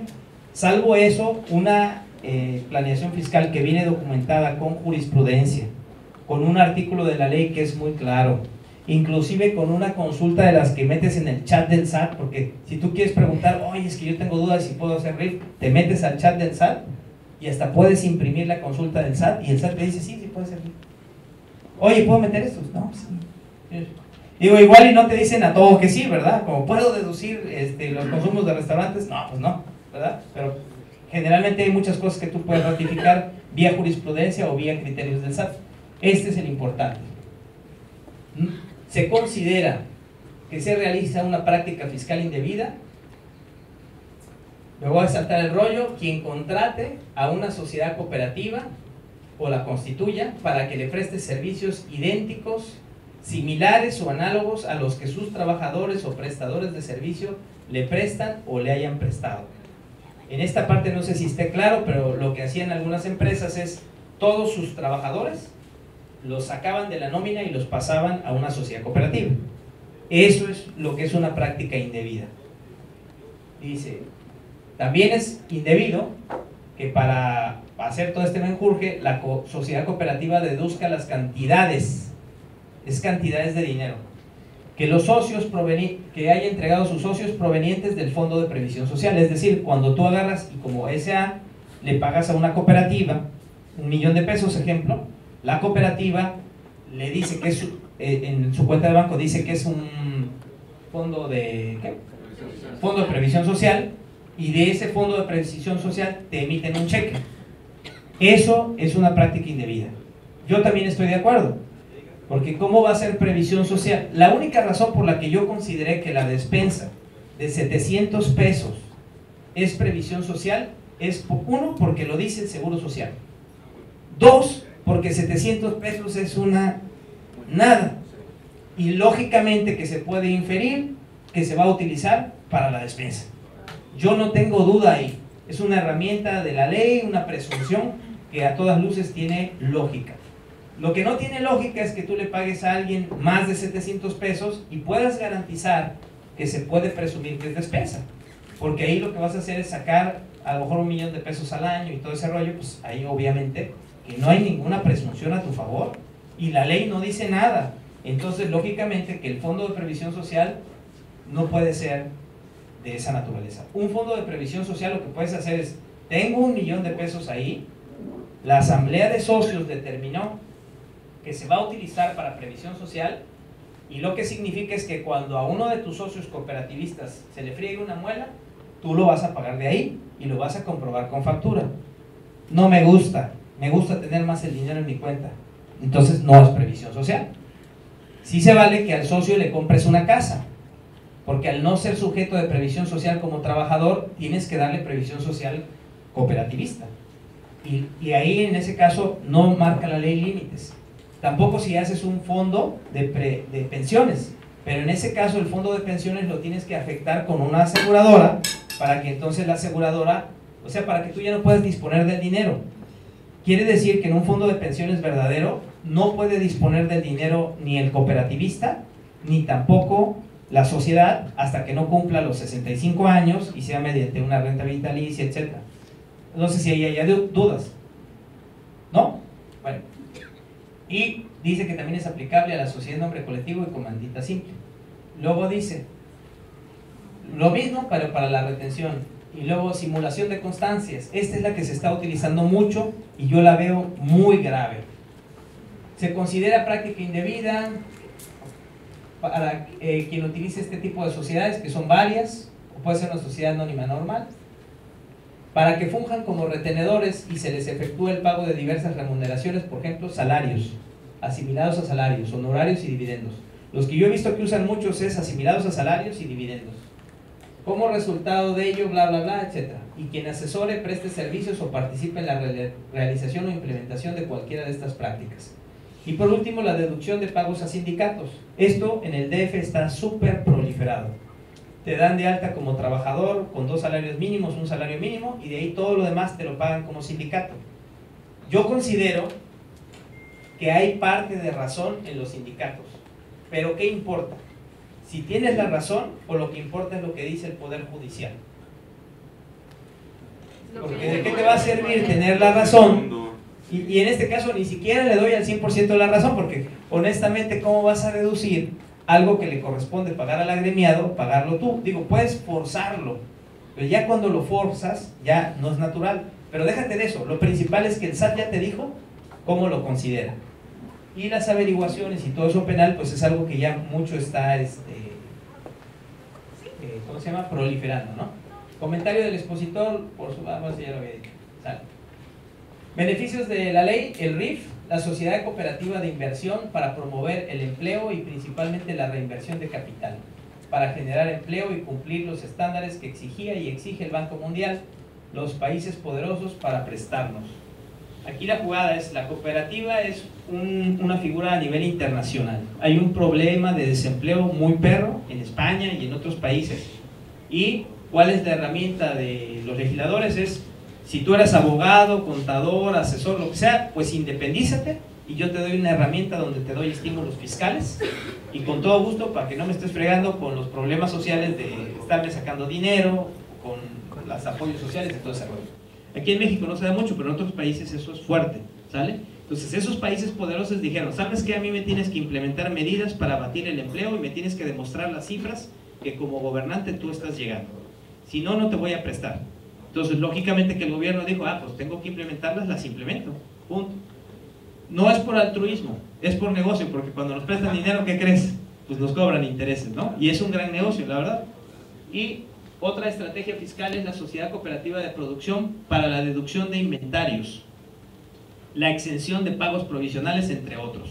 Entonces, ¿cuántos de aquí manejan inventario en su empresa? Los demás no manejan inventarios, ¿sí? Levante bien la mano.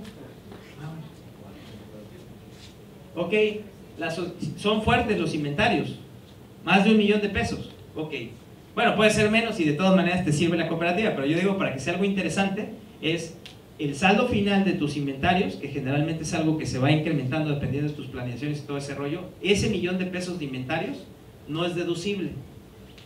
Se deduce hasta que tú lo vendes, conforme lo vas vendiendo, se deduce vía costo de ventas. Entonces, si tú tienes ahí un saldo final de inventarios fuerte y no es deducible, imagínate que con una estrategia donde tengas una sociedad anónima y tengas una central de compras, que es una cooperativa, tú puedas hacer deducible el inventario.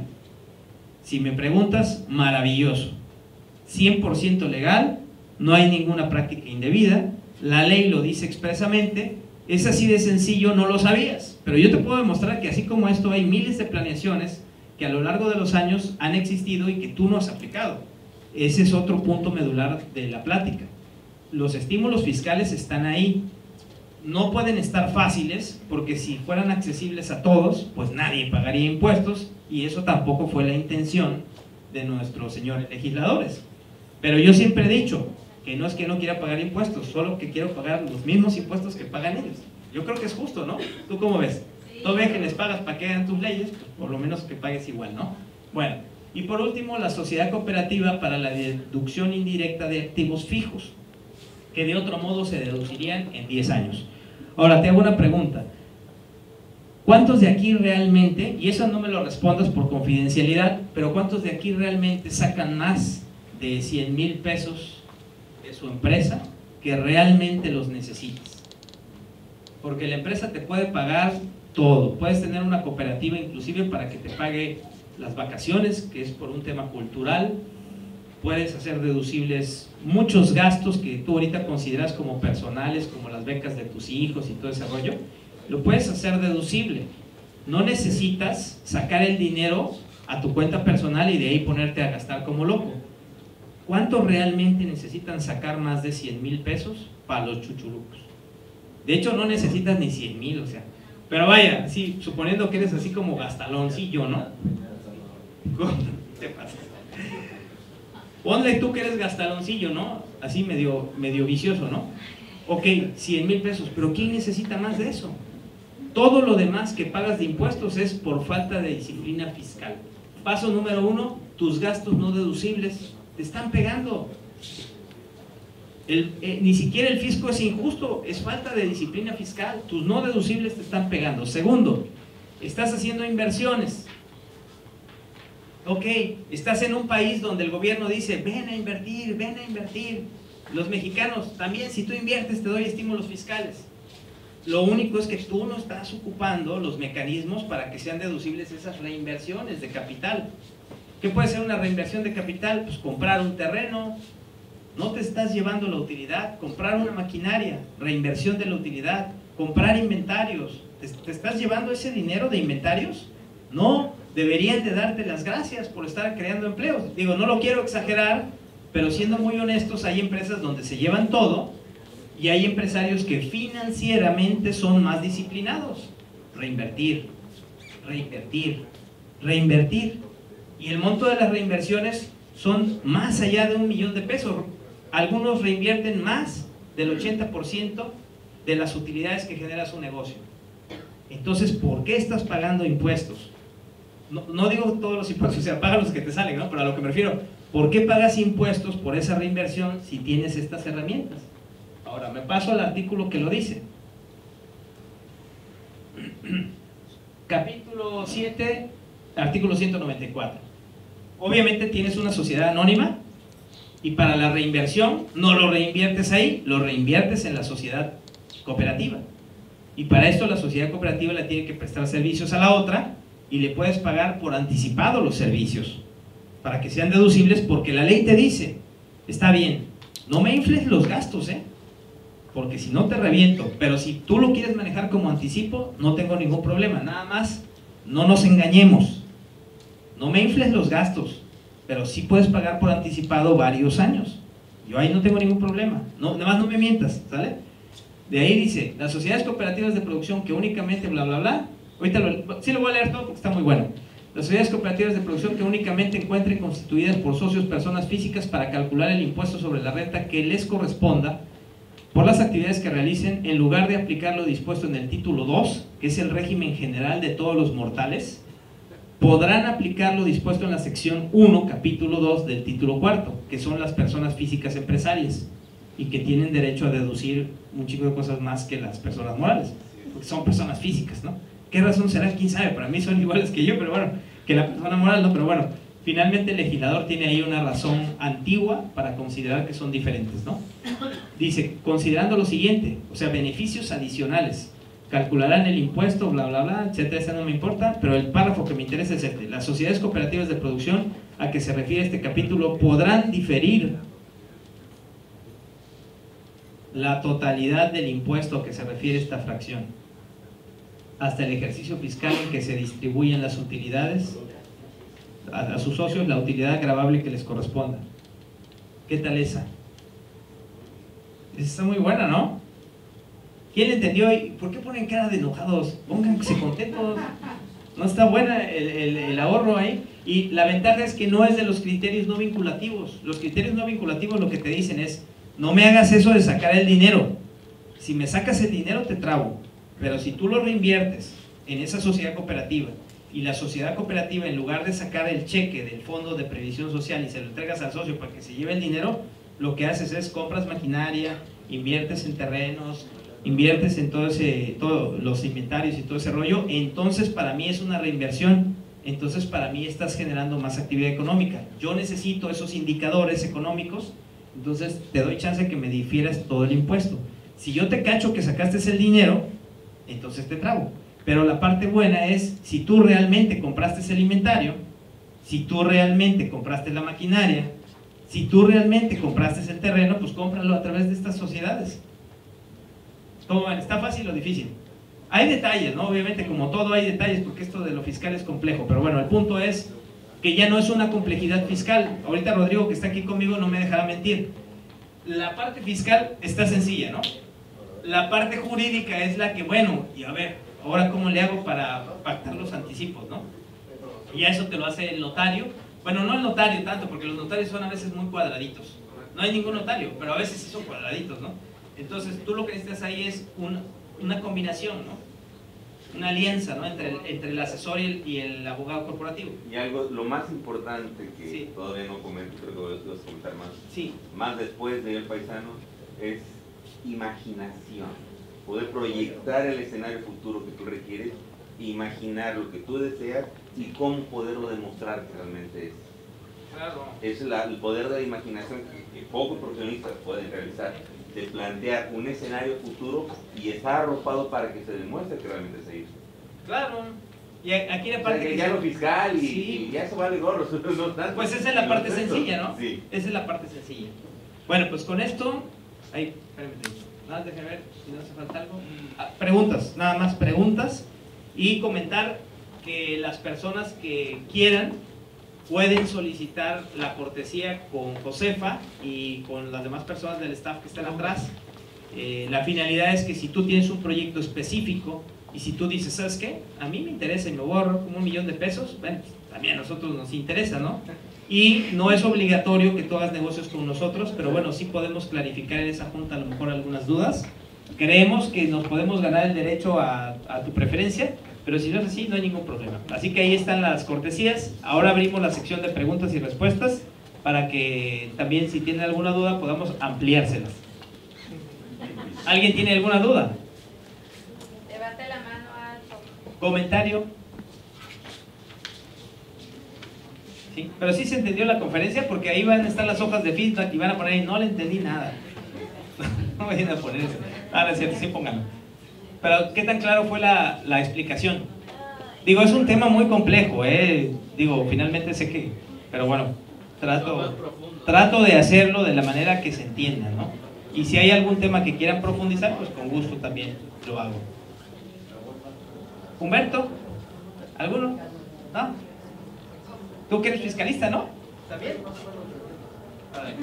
¿Alguna pregunta, comentario? Tú eres auditor, ¿verdad? No, pero lo digo a los contables y contadores. Ah, ok. Ah, bueno, muy bien. ¿Nande? Sí, por lo de Hacienda, por lo de criterio no vinculativo, es muy específico, ¿eh? Hasta lo puedes consultar ahí en el chat del SAT. Tú le dices, oiga, yo quiero hacer una cooperativa así asado, pero la quiero para reinversión. Tiene que ver con el criterio no vinculativo tal, y ahí te van a contestar que no. Muy bien, chicos. Bueno, pues entonces, un aplauso para ustedes por aguantar tanto. Gracias. Dios los bendiga.